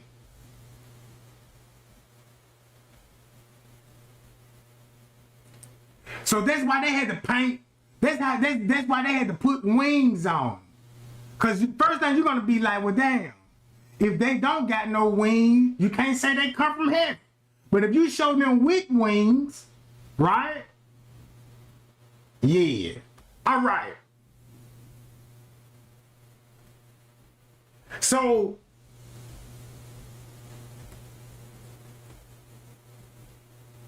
when I looked at all this Christianity versus Eastern traditions, is Christianity a true religion? What? Hold on. The Jews? Wait a minute. I read all of this stuff. So when I read all of this we're gonna tell you that, hey, Trey Gang, you ain't lying. You ain't lying. The mother of Jesus coped within Roman Empire and is transported into Marian. The early depiction of Jesus. The example of how Christianity engineered itself beyond its original scripture. The Council of Nicodemus, whoa.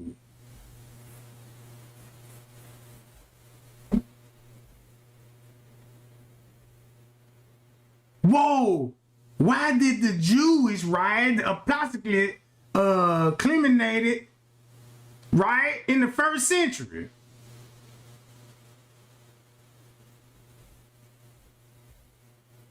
The mythologies are characters of the gospel. And then all of this is proven facts. This real source. It's finna expose the Bible. That's what Kenneka taught me, y'all. That's why I'm telling y'all. I'm like, look, these people were actually exposing religion, but once you get a person that believe in Christian, they ain't gonna want to read no other books that were before the Bible. They don't want to read no other books. They're just gonna go straight back to the Bible and go quote a scripture of the same person that wrote the Bible. It was many authors in the Bible. It was many authors in the Bible. Right? So,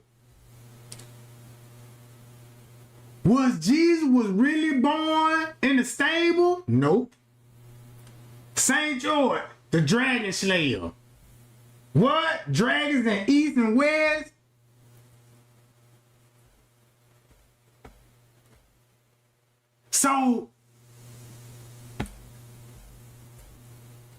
So when I start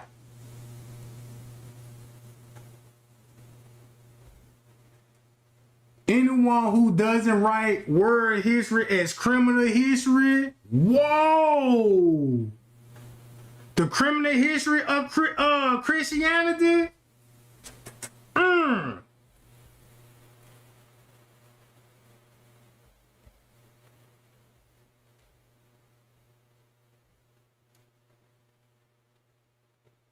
So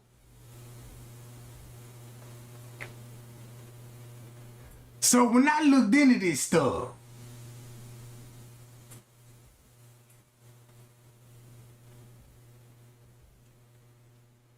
so when it came back to like him,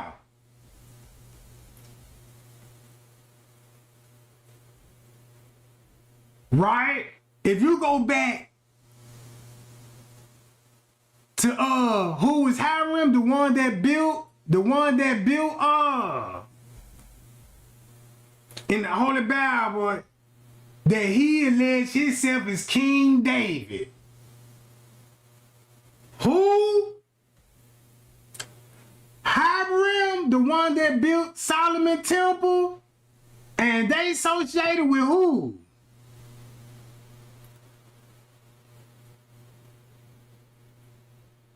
See that? Kings of Israel. King David and King Solomon is the same thing. It's a building.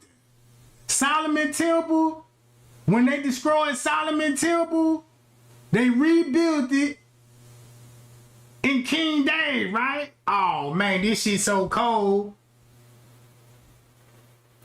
So if you look at him, he the one that struck, he was the one who was a high-ranking Mason. That's what I read in the Bible. So if you go to King David, the Hebrew Bible said he alleged himself with David, king of Judah, and himself articulately built the palace of Jerusalem after he captured the city. The place was built using Lebanon cylinder. After David's death, Hiram mentioned his allies were with David's son was the successor of Solomon. So once you go to the first temple of Jerusalem, look when it was born. So you mean to tell me this would be in the 6th century? Never mind this. All this is why they call it basic errors. I mean common errors, right? Because it was an error in the Bible. Basic common error, that's what it's saying. Not before Christ. I thought it was before Christ, but actually, you know what I'm saying, it's before common error. Meaning it was an error in the Bible and they couldn't correct it. So the lies are still in the Bible. So once you find out about the first temple in Jerusalem, once you find out the Jerusalem temple, then once you find out the deal is with Solomon, let's go to Solomon. He was the ruler of the 12 tribes of Israel. Solomon was a building, bruh. He was never real. Watch this. They trying to say, yeah, he was born 900 years before Christ. But no. Check this out. That's when they built the temple. That's how long it took them to build the temple. From the year 31, when Jesus supposed to be getting crucified. I mean, in 931. This finna be going on to the 2nd century. So this gonna be after Jesus' death. That's why they can't show you who the predecessor was. You see what I'm saying? They saying David is the predecessor, but he ain't the predecessor.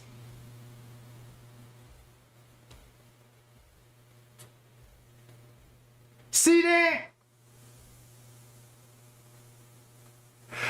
So this lets you know he was born in the 10th century, but he reigned. Look, that don't even make sense, do it? This alone don't even make sense with this. Hypothetically, why it gotta be hypothetically?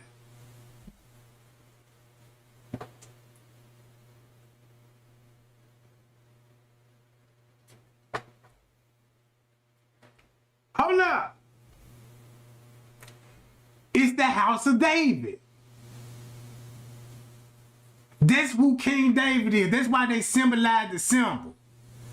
It's the kingdom of Israel. They said this the Star of David. This the tribe of Judah, right? So if you go back to Samuel to anoint David as the true king of Israel, you go to Yahweh, right? Look who Yahweh is. Everybody thought they were Jesus. It's gonna come from the Jewish people, right? The world to come.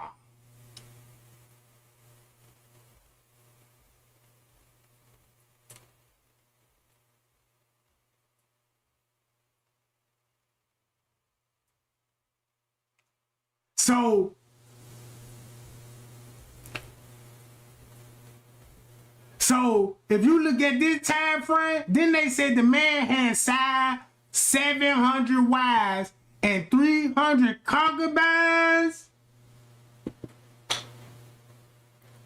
Look at his mother.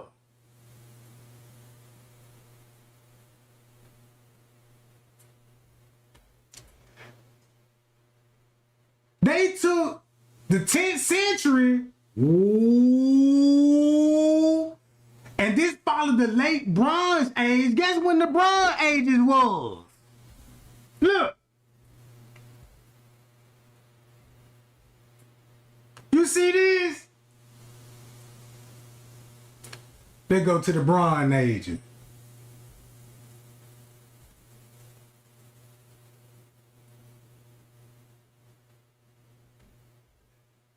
So this would be hundreds of years after Jesus allegedly walked the world, and then now you see why they were building those temples. That's when they were building those temples at that time, bro.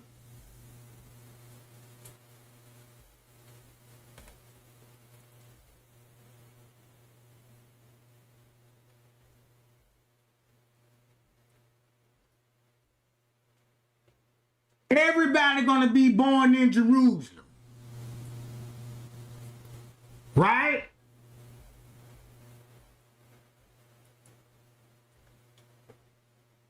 It's gonna bring them wealth, y'all. That's how the Jews make their money. Then y'all know that the Jews is 50 rich. 50 rich. They getting their money through churches, bruh. Every time we go to church and pay that tithe, they going straight into their pockets. That's how they got their wealth. So,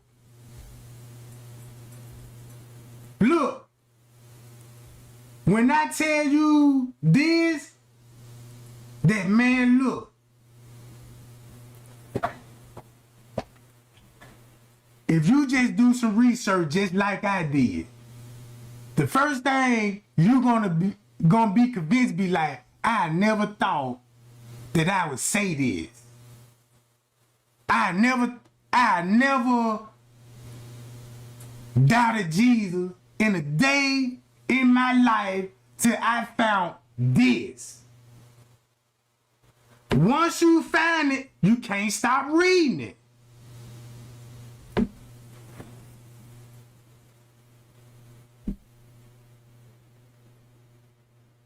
Look. They go back to Princess Diana, right? Check this out. My honor to bring to you the 41st president, a great dad, George H.W. Bush.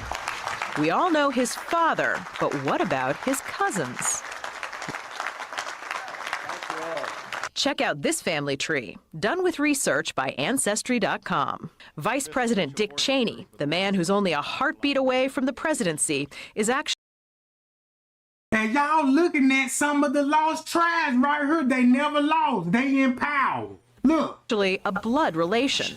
He's President Bush's 9th cousin once removed. Cheney's cousin Barack Obama is also Bush's 11th cousin and the 9th cousin of Brad Pitt. But we're only just getting started. President Lincoln was President Bush's 7th cousin 5 times removed, and Bush shared more than just a ballot with John Kerry. So Abraham Lincoln is related to George Bush? That's right, they're ninth cousins twice removed. There's also royalty in the Bush bloodline. Princess Diana was Bush's 11th cousin twice removed. So look, now I understand her murder. Now I understand why she had to, that's why they had to kill her. I remember how I remember, man, how much power that lady had when she was living. Then when you think about her murder, this lady is a royal princess that was traveling without guards. She was in a limo with a driver, speeding. Look. And then there's this bombshell. Happy birthday. Sure, she may have been. That's who set JFK up. Y'all remember when Marilyn Monroe was messing with JFK? Whoa! And she related to George Bush. Guess who was head of the CIA back then? George Bush Sr.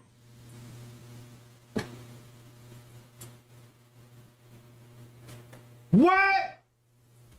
Singing to JFK, but what about GWB? He is, after all, her ninth cousin, 3 times removed.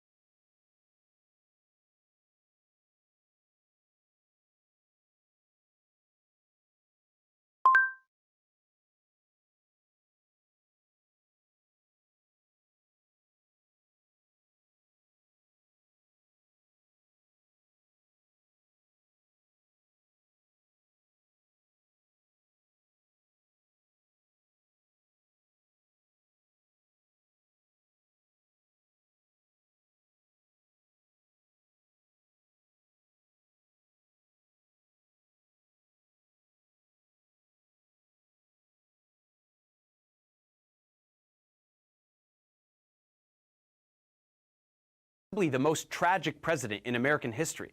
His accomplishments were spectacular, and his downfall. So you mean to tell me this man related to George Bush and JFK got assassinated? So there was George Bush relatives, right? There's the vice president that took over after the assassination, and George Bush dad is head of the CIA. And then once you dig up the document, that's why the CIA got caught in the train, the 3 hobos. And guess who one related to? The man, Woody Harrison. Whoa! Whoa! He's also related to Playboy founder Hugh Hefner, even Pocahontas, and Vlad the Impaler. Vlad the Impaler, known as Dracula? What?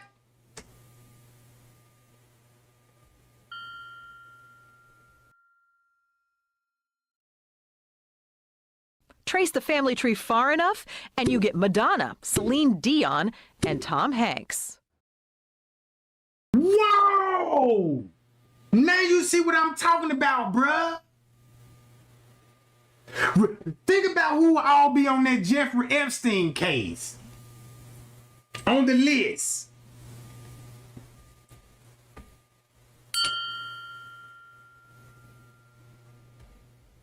This is the light-hearted and fun tribute story by CBS. The Satanism, the pedophile, dirty CIA agent, crooked politician. Whoa!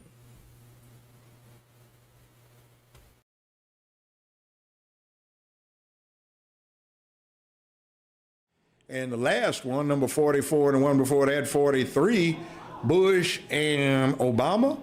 Well, there are pictures of Bush with his arm around 8-year-old Barack Obama because his stepdaddy, adopted daddy, Lolo Sotoro, had done a lifetime worth of business with the Bushes. Uncle George Herbert Walker, after whom George Herbert Walker Bush, Bush 1 president, was named, founded Halliburton in 1946 in Oklahoma.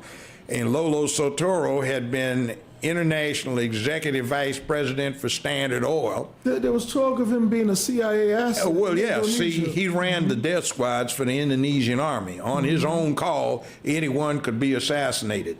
So when George... Don't that make sense why, goddamn it, if they ahead of the assassination committee, guess who assassinated JFK then? It's just the things that you, cause I've been doing research. I got the whole JFK file right now. And I'm looking over those documents. Man, don't you know how many pages those documents is? So I was like, damn, George Bush, he was the head director of the CIA, but they try to keep that a secret. They try to keep that shit a secret. Then once you find out who Lolo Sotoro is, he was a billionaire. That's how Obama got rich, because he left everything to Obama and George Bush. That's how they came with the oil. George Herbert Walker Bush became head of the CIA under the Ford administration. He just got with his old buddy in the oil business, Lolo Sotoro, and pulled off the hits. See, Barack's grandmother has been acknowledged as being the woman that operated the channels through which CIA money went to the Southwest Pacific. So she introduced her daughter, who had just had Barry, Barack, to Lolo Sotoro. And damn, so Barack's grandmama worked at the CIA too?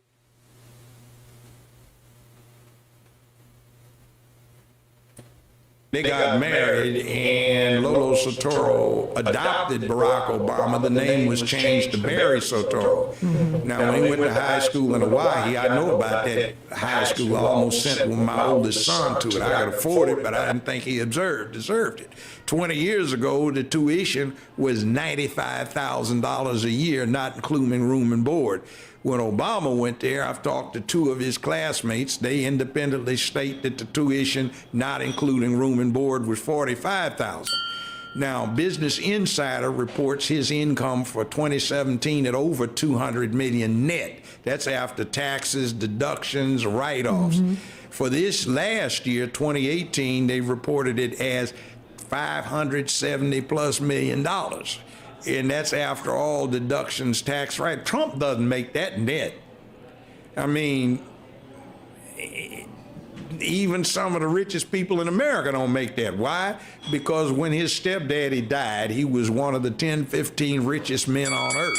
And he left everything in a trust fund operated out of Indonesia, so the American government can't touch it. That makes Barack Obama 1/3 beneficiary for the assets of one of the 10, 15 richest men on earth. See, so we got a game run on us. So look how they played us. Started from him to him to him, and all these motherfuckers related, bruh. You could trace his president, his family tree back to the third president, George Clinton. Look up George Clinton. That's the family tree when it comes to president. So these people been running the game on us, bruh.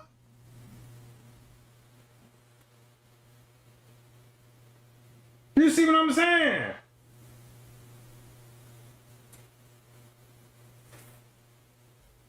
That's why they was like, yeah, this y'all first black president, right here, first black president.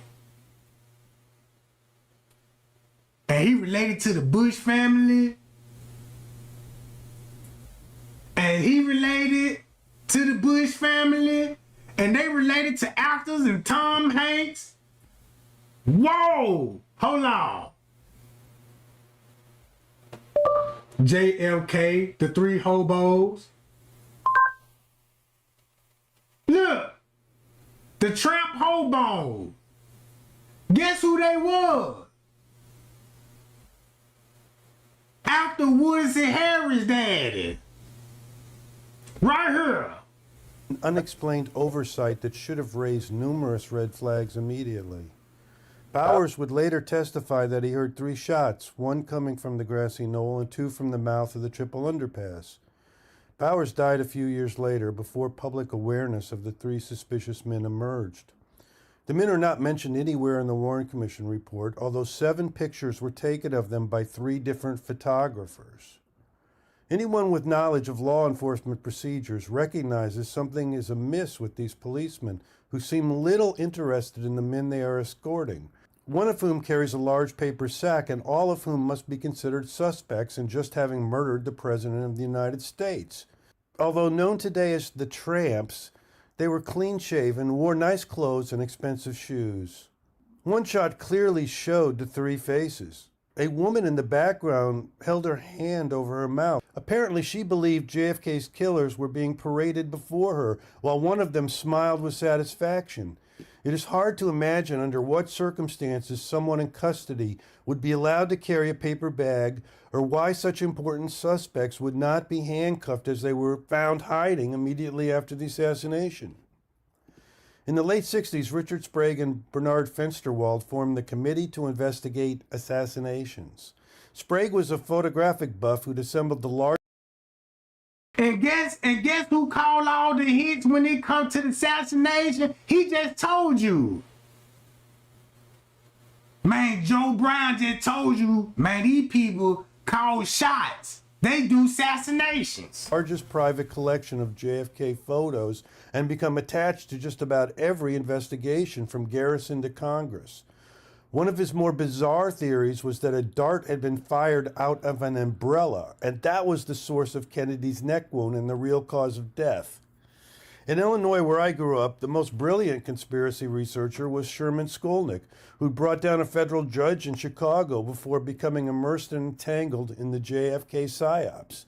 Although his research remains impeccable, Sherman had a bit of a blind eye on Mossad elements, tending to blame most drug trafficking conferences to find out what real researchers like him were uncovering. At the time, Fensterwald was defending Watergate burglar James McCord, the suspected CIA mole inside Creep's Plumbers, and Skolnick demanded an independent panel. He got it, but when Skolnick's panel began, a kook named Amos Hickok began...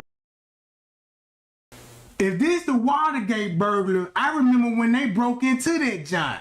They broke in that joint and stole all the files out of there. And they worked for the CIA. Guess who was the head of the CIA at that time? George Bush Sr. Ooh-wee. So look, gang, I'm gonna get on up out this joint. This all I'm gonna say, y'all. I did some research when it came to Kenneka Jenkins, because Kenneka Jenkins revealed to me. When I started looking into the Bible again, when it come to Freemasonry, then when I started making hits her and making his girl, that's how I came across it, like, oh, iconic images. And they made all of these religions up just to control people. You control people out of minds, and you can control how the way they live. So what they did was,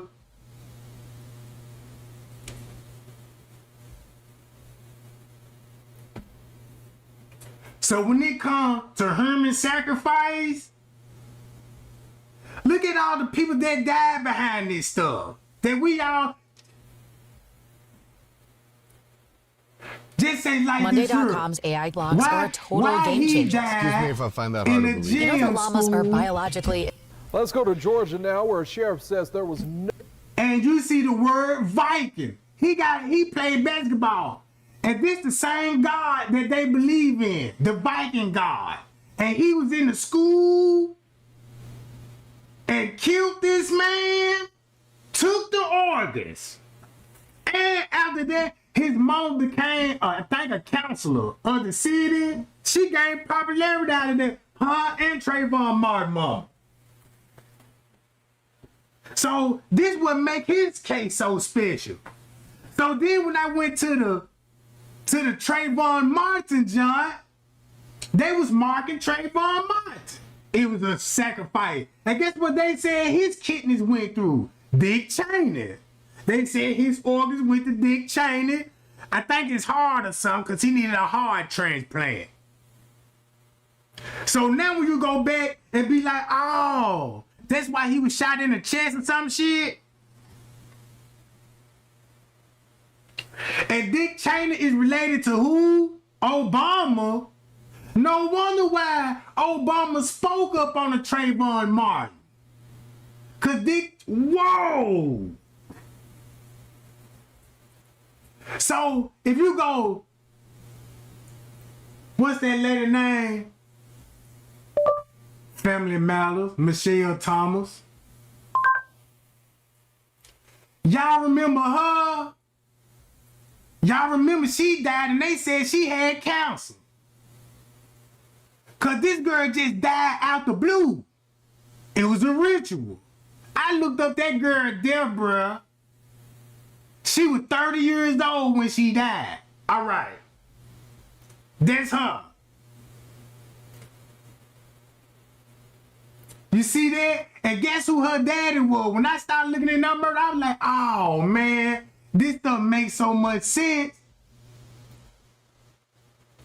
So when you look at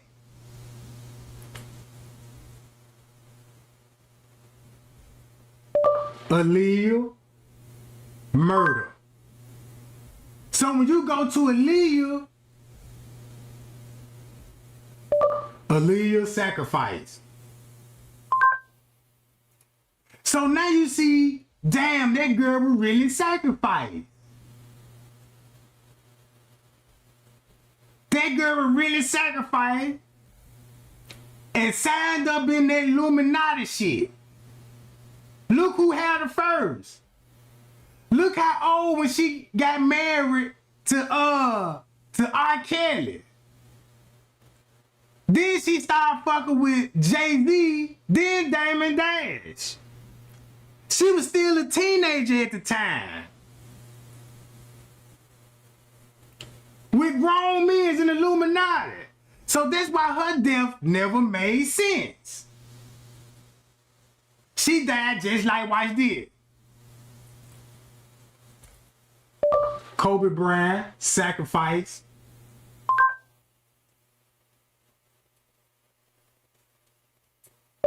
Kobe Bryant, sacrifice. Look. Check this out. Look. So, once you look into Kobe there, right? Hold on. I'm finna explain all of this. So, Kobe had to die in an airplane, right? In a crash. He was sacrificed. Check this out. Michael Jordan daddy sacrifice. Look, everybody know what happened to his daddy.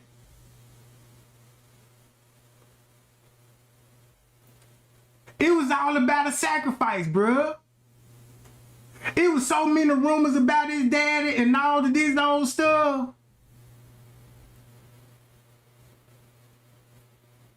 So they were talking about he was over a gambling debt. His daddy was on the whole track. And he got robbed. Man, that man was sacrificed, bruh.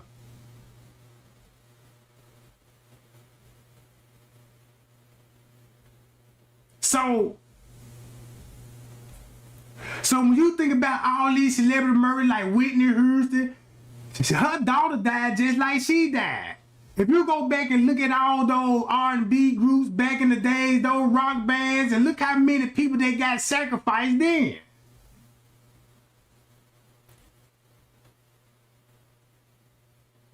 It's that deep. I'm telling you, it's that deep.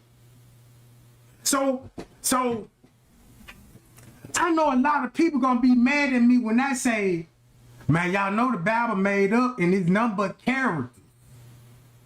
People finna get mad at Trey Gang. Cause that's finna spark some shit up. Nah, I don't wanna watch Trey Gang no more. Nah, man, that man reaching. Man, that man on some more other shit. No. This is actually proof that, goddamn it, that you can pull this up. You gonna pull all of this stuff up, especially Gnostic Bible. You'll be like, that's why they had to take all that out the Bible. That's why they couldn't put this back in the Bible. That's why the Bible keeps switching the stories up. They got apostles claiming to walk with God, and some of them weren't even born then. So I see why he had to die. It was a sacrifice. In a gym, wrestling on a wrestling match. If I would never look this shit up, bro, I would never know nothing about this shit. If Kenneka didn't die, I wouldn't even know where to look for this type of information. That's why these people were like, yeah, this shit bigger than us. I see how now. So when you see murders like this, it's all a ritual. It's all a ritual. It's all a ritual.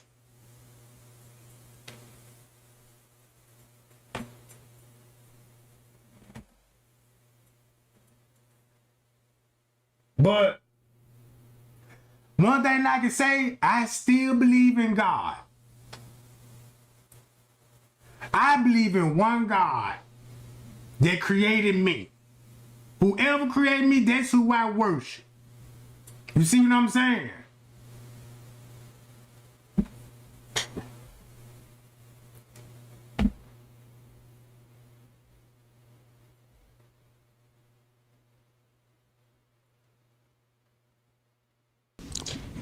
Good prevails over evil, not the other way around. And we can't let that happen. So look, keep this in mind. They know about Odinism. So what they tried to do, they try to cover up their Odinism and make it sound like, well, you know, this really ain't nothing, you know what I'm saying? But it's a whole lot. If you look up this Odinism, check this out.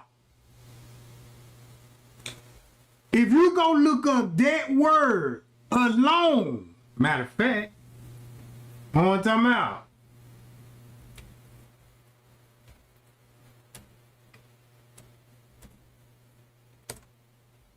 If you look at who Odinism is, what is Odinism? What is Odinism? This finna show you that people that actually know about Odinism, they know they can solve this shit. Odinism is a widespread attack because it's purely European. Listen to what he got to say. I'm Kat Graham, and I am here in Budapest, Hungary. Even after working with UNHCR, the UN. Welcome to the Daily Agenda. On tonight's podcast, we're going to talk about the Religious Studies Project and Ross Downing, the favourite gaslighter, for want of a better description. In fact, I invited Ross to appear with me on a live... Hold up.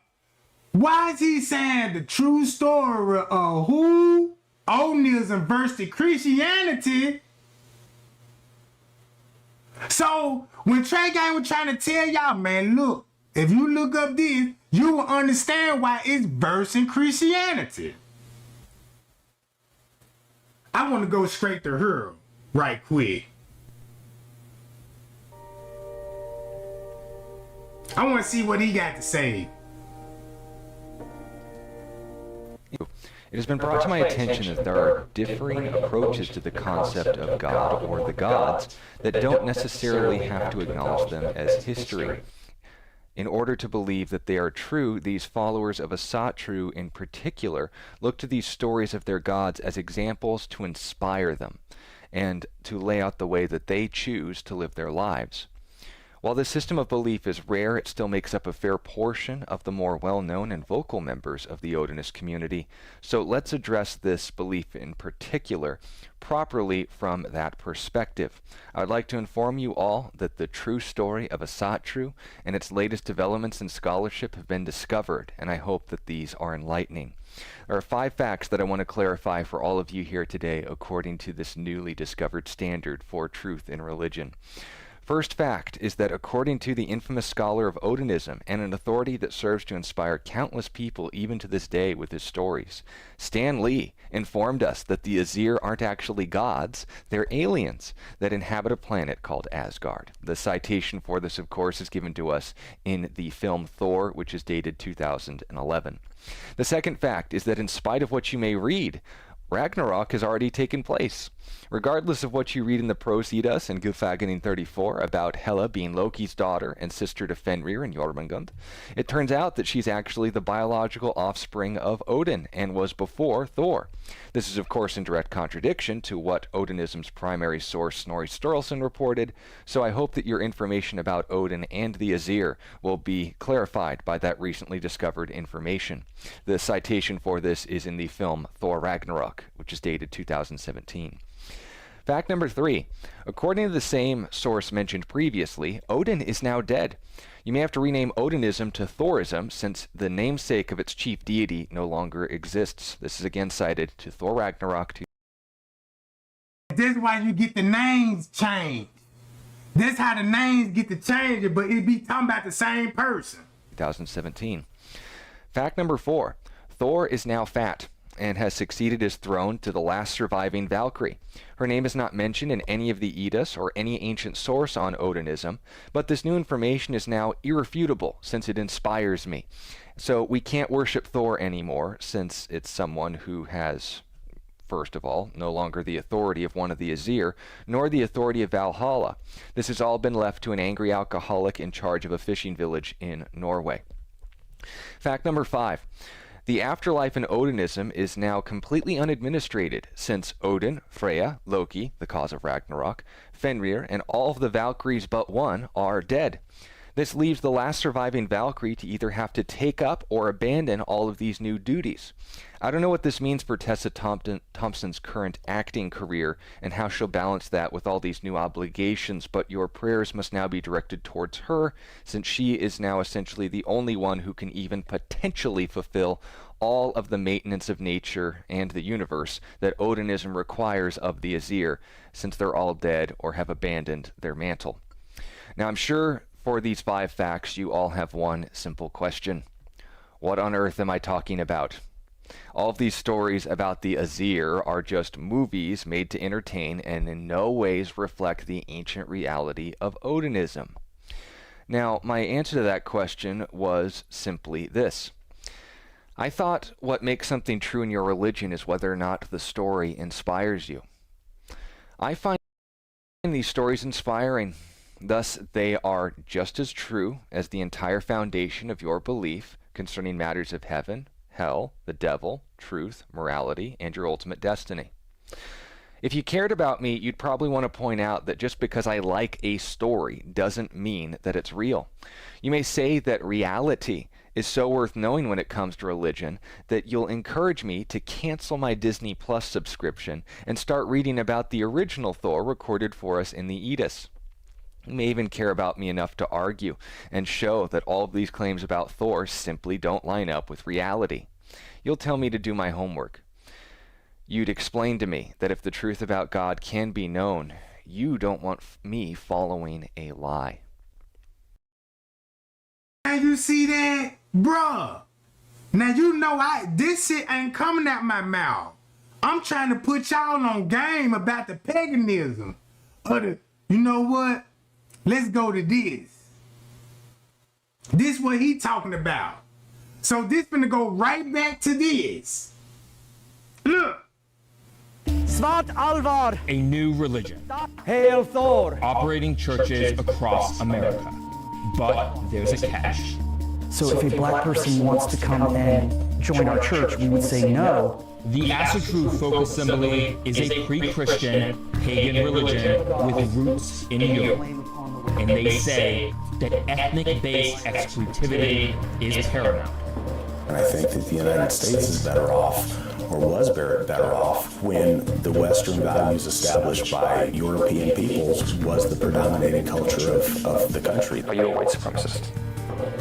As the Asatru Folk Assembly grows, so does concern from those living near the churches. I understand that they have quite a following around most military bases. I've been traveling across America, gaining never-before-seen footage and uncovering more about their controversial circumstances. I do not condemn the far right. I do not condemn the Nazis. Yeah, we have a number of active service military members. Whoa! So all y'all got to do this. So look, they know all the Bible stories. They know where it came from. That's what I'm telling everybody. They know where the story originated from, bruh. So I feel like, bruh, sometime in the world, they have knowledge, some advanced knowledge, and they stole it. And once they stole it, they became creators. They became just like gods. I believe it's a God that created us, bruh. But all that what the Bible talking, I'm gonna promise you a seed. I'm gonna promise you a baby. You know what I'm saying? I want y'all to go conquer this land. I want y'all to go kill all the women and kids over there. And I want y'all to do this. And I want y'all to do that. You see what I'm saying? So if you know what this means when it comes to the 12 tribes, what tribe that blew out the horn and knocked down the walls of Jericho? Right? That's why they got the horn. It ain't knocking down no walls, not a physical wall, but you can knock down a foundation if you built it. Not a physical foundation, but if you built, just like if you built the Crips, the gangs of the Bloods, you know what I'm saying? You be like, yeah, we're gonna crumble them motherfuckers, and them motherfuckers gonna fall like walls. You know what I'm talking about? So,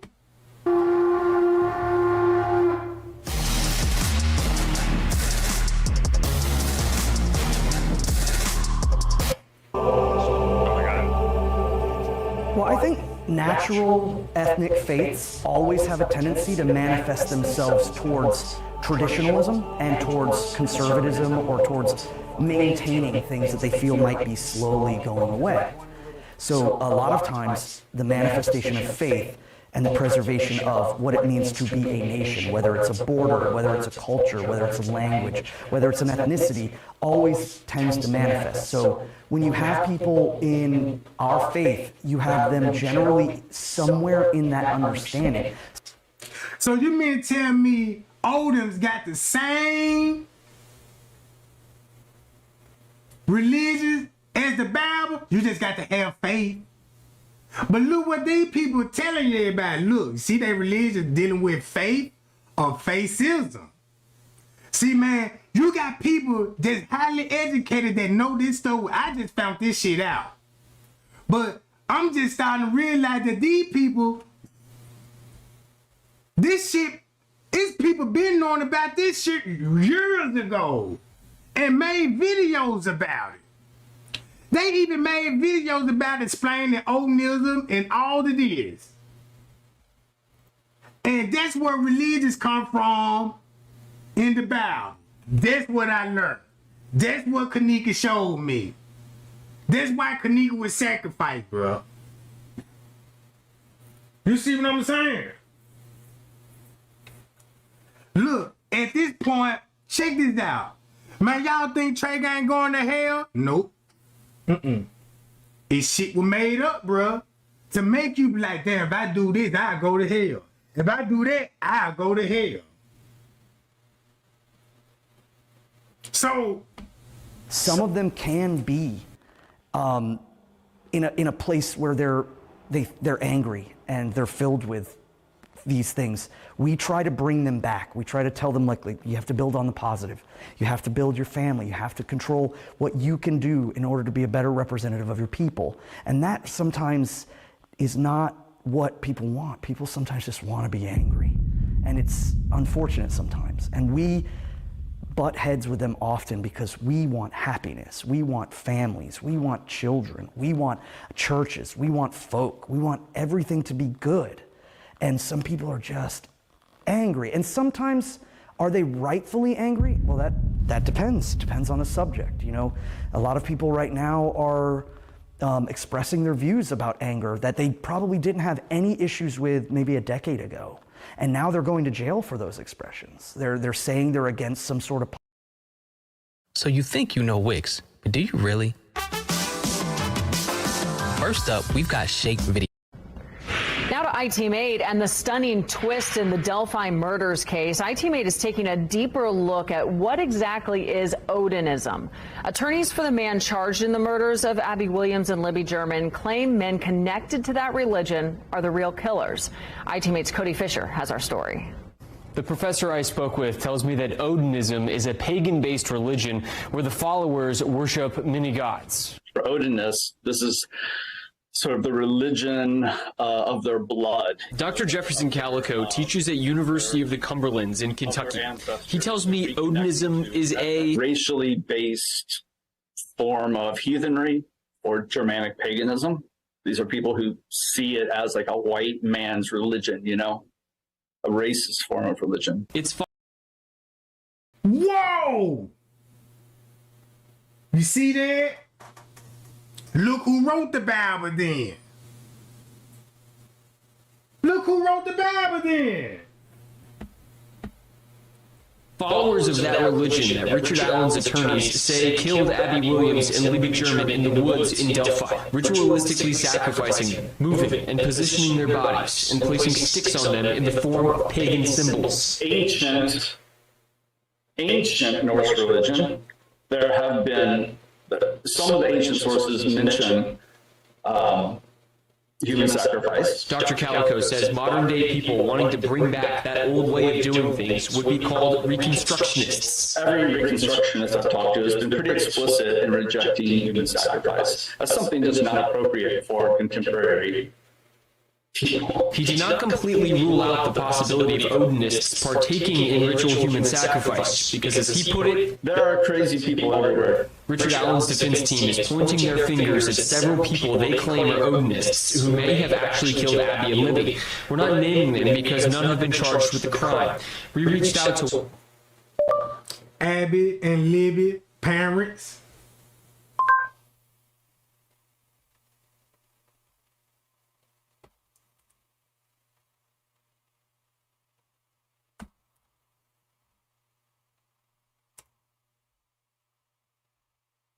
Now look at the parents. Stick it out. Now check out the parent. If you... Please don't let another family go through this. And tonight on Mother Now Please with whoever might have any information about a suspect and a double murder that's still unsolved exactly 1 year later. At this time last year, police had just found the bodies of 14-year-old Libby German and 13-year-old Abby Williams in Delphi.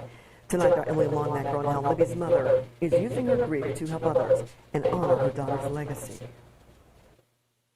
Libby German's mom held a vigil for her daughter and Abby Williams tonight right here in downtown Delphi in front of the courthouse. She thanked investigators and says she prays every day for justice. This is about girls.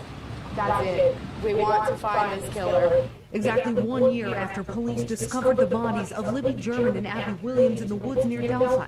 Libby's mother said she wanted to help other families coping with loss.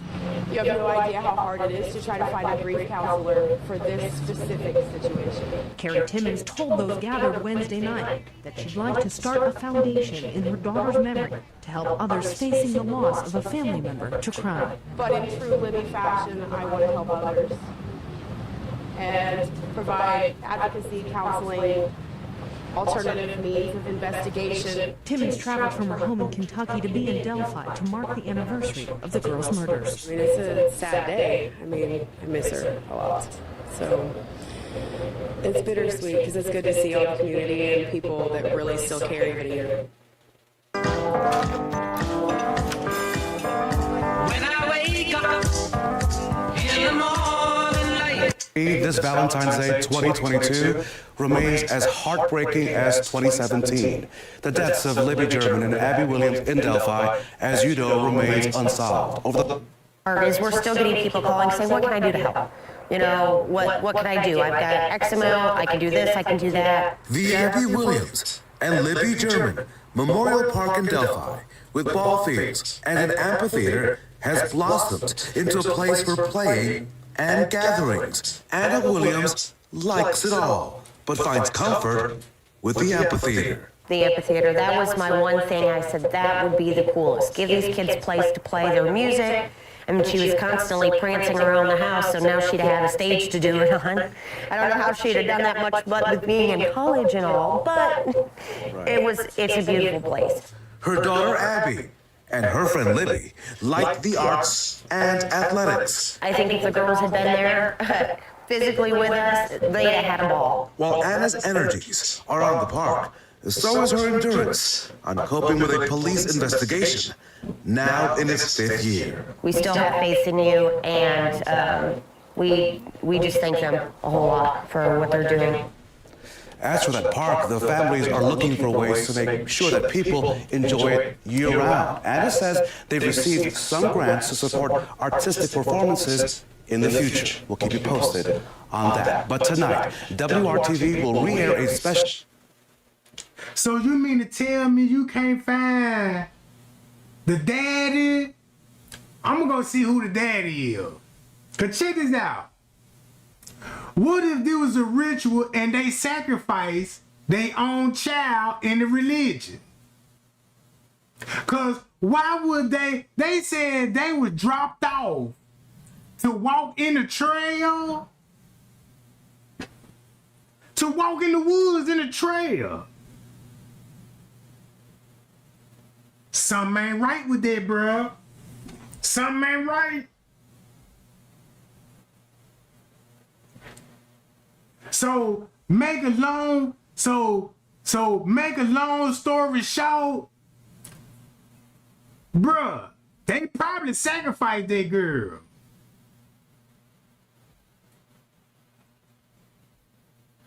The police know it was a sacrifice, and they know who did it. If Odin name came up in it, don't you know how many people gonna get locked up for that?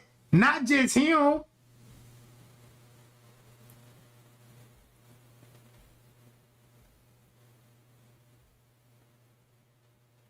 So yeah, gang, let me get on up about this, John. I'm gonna go live again later on and stuff.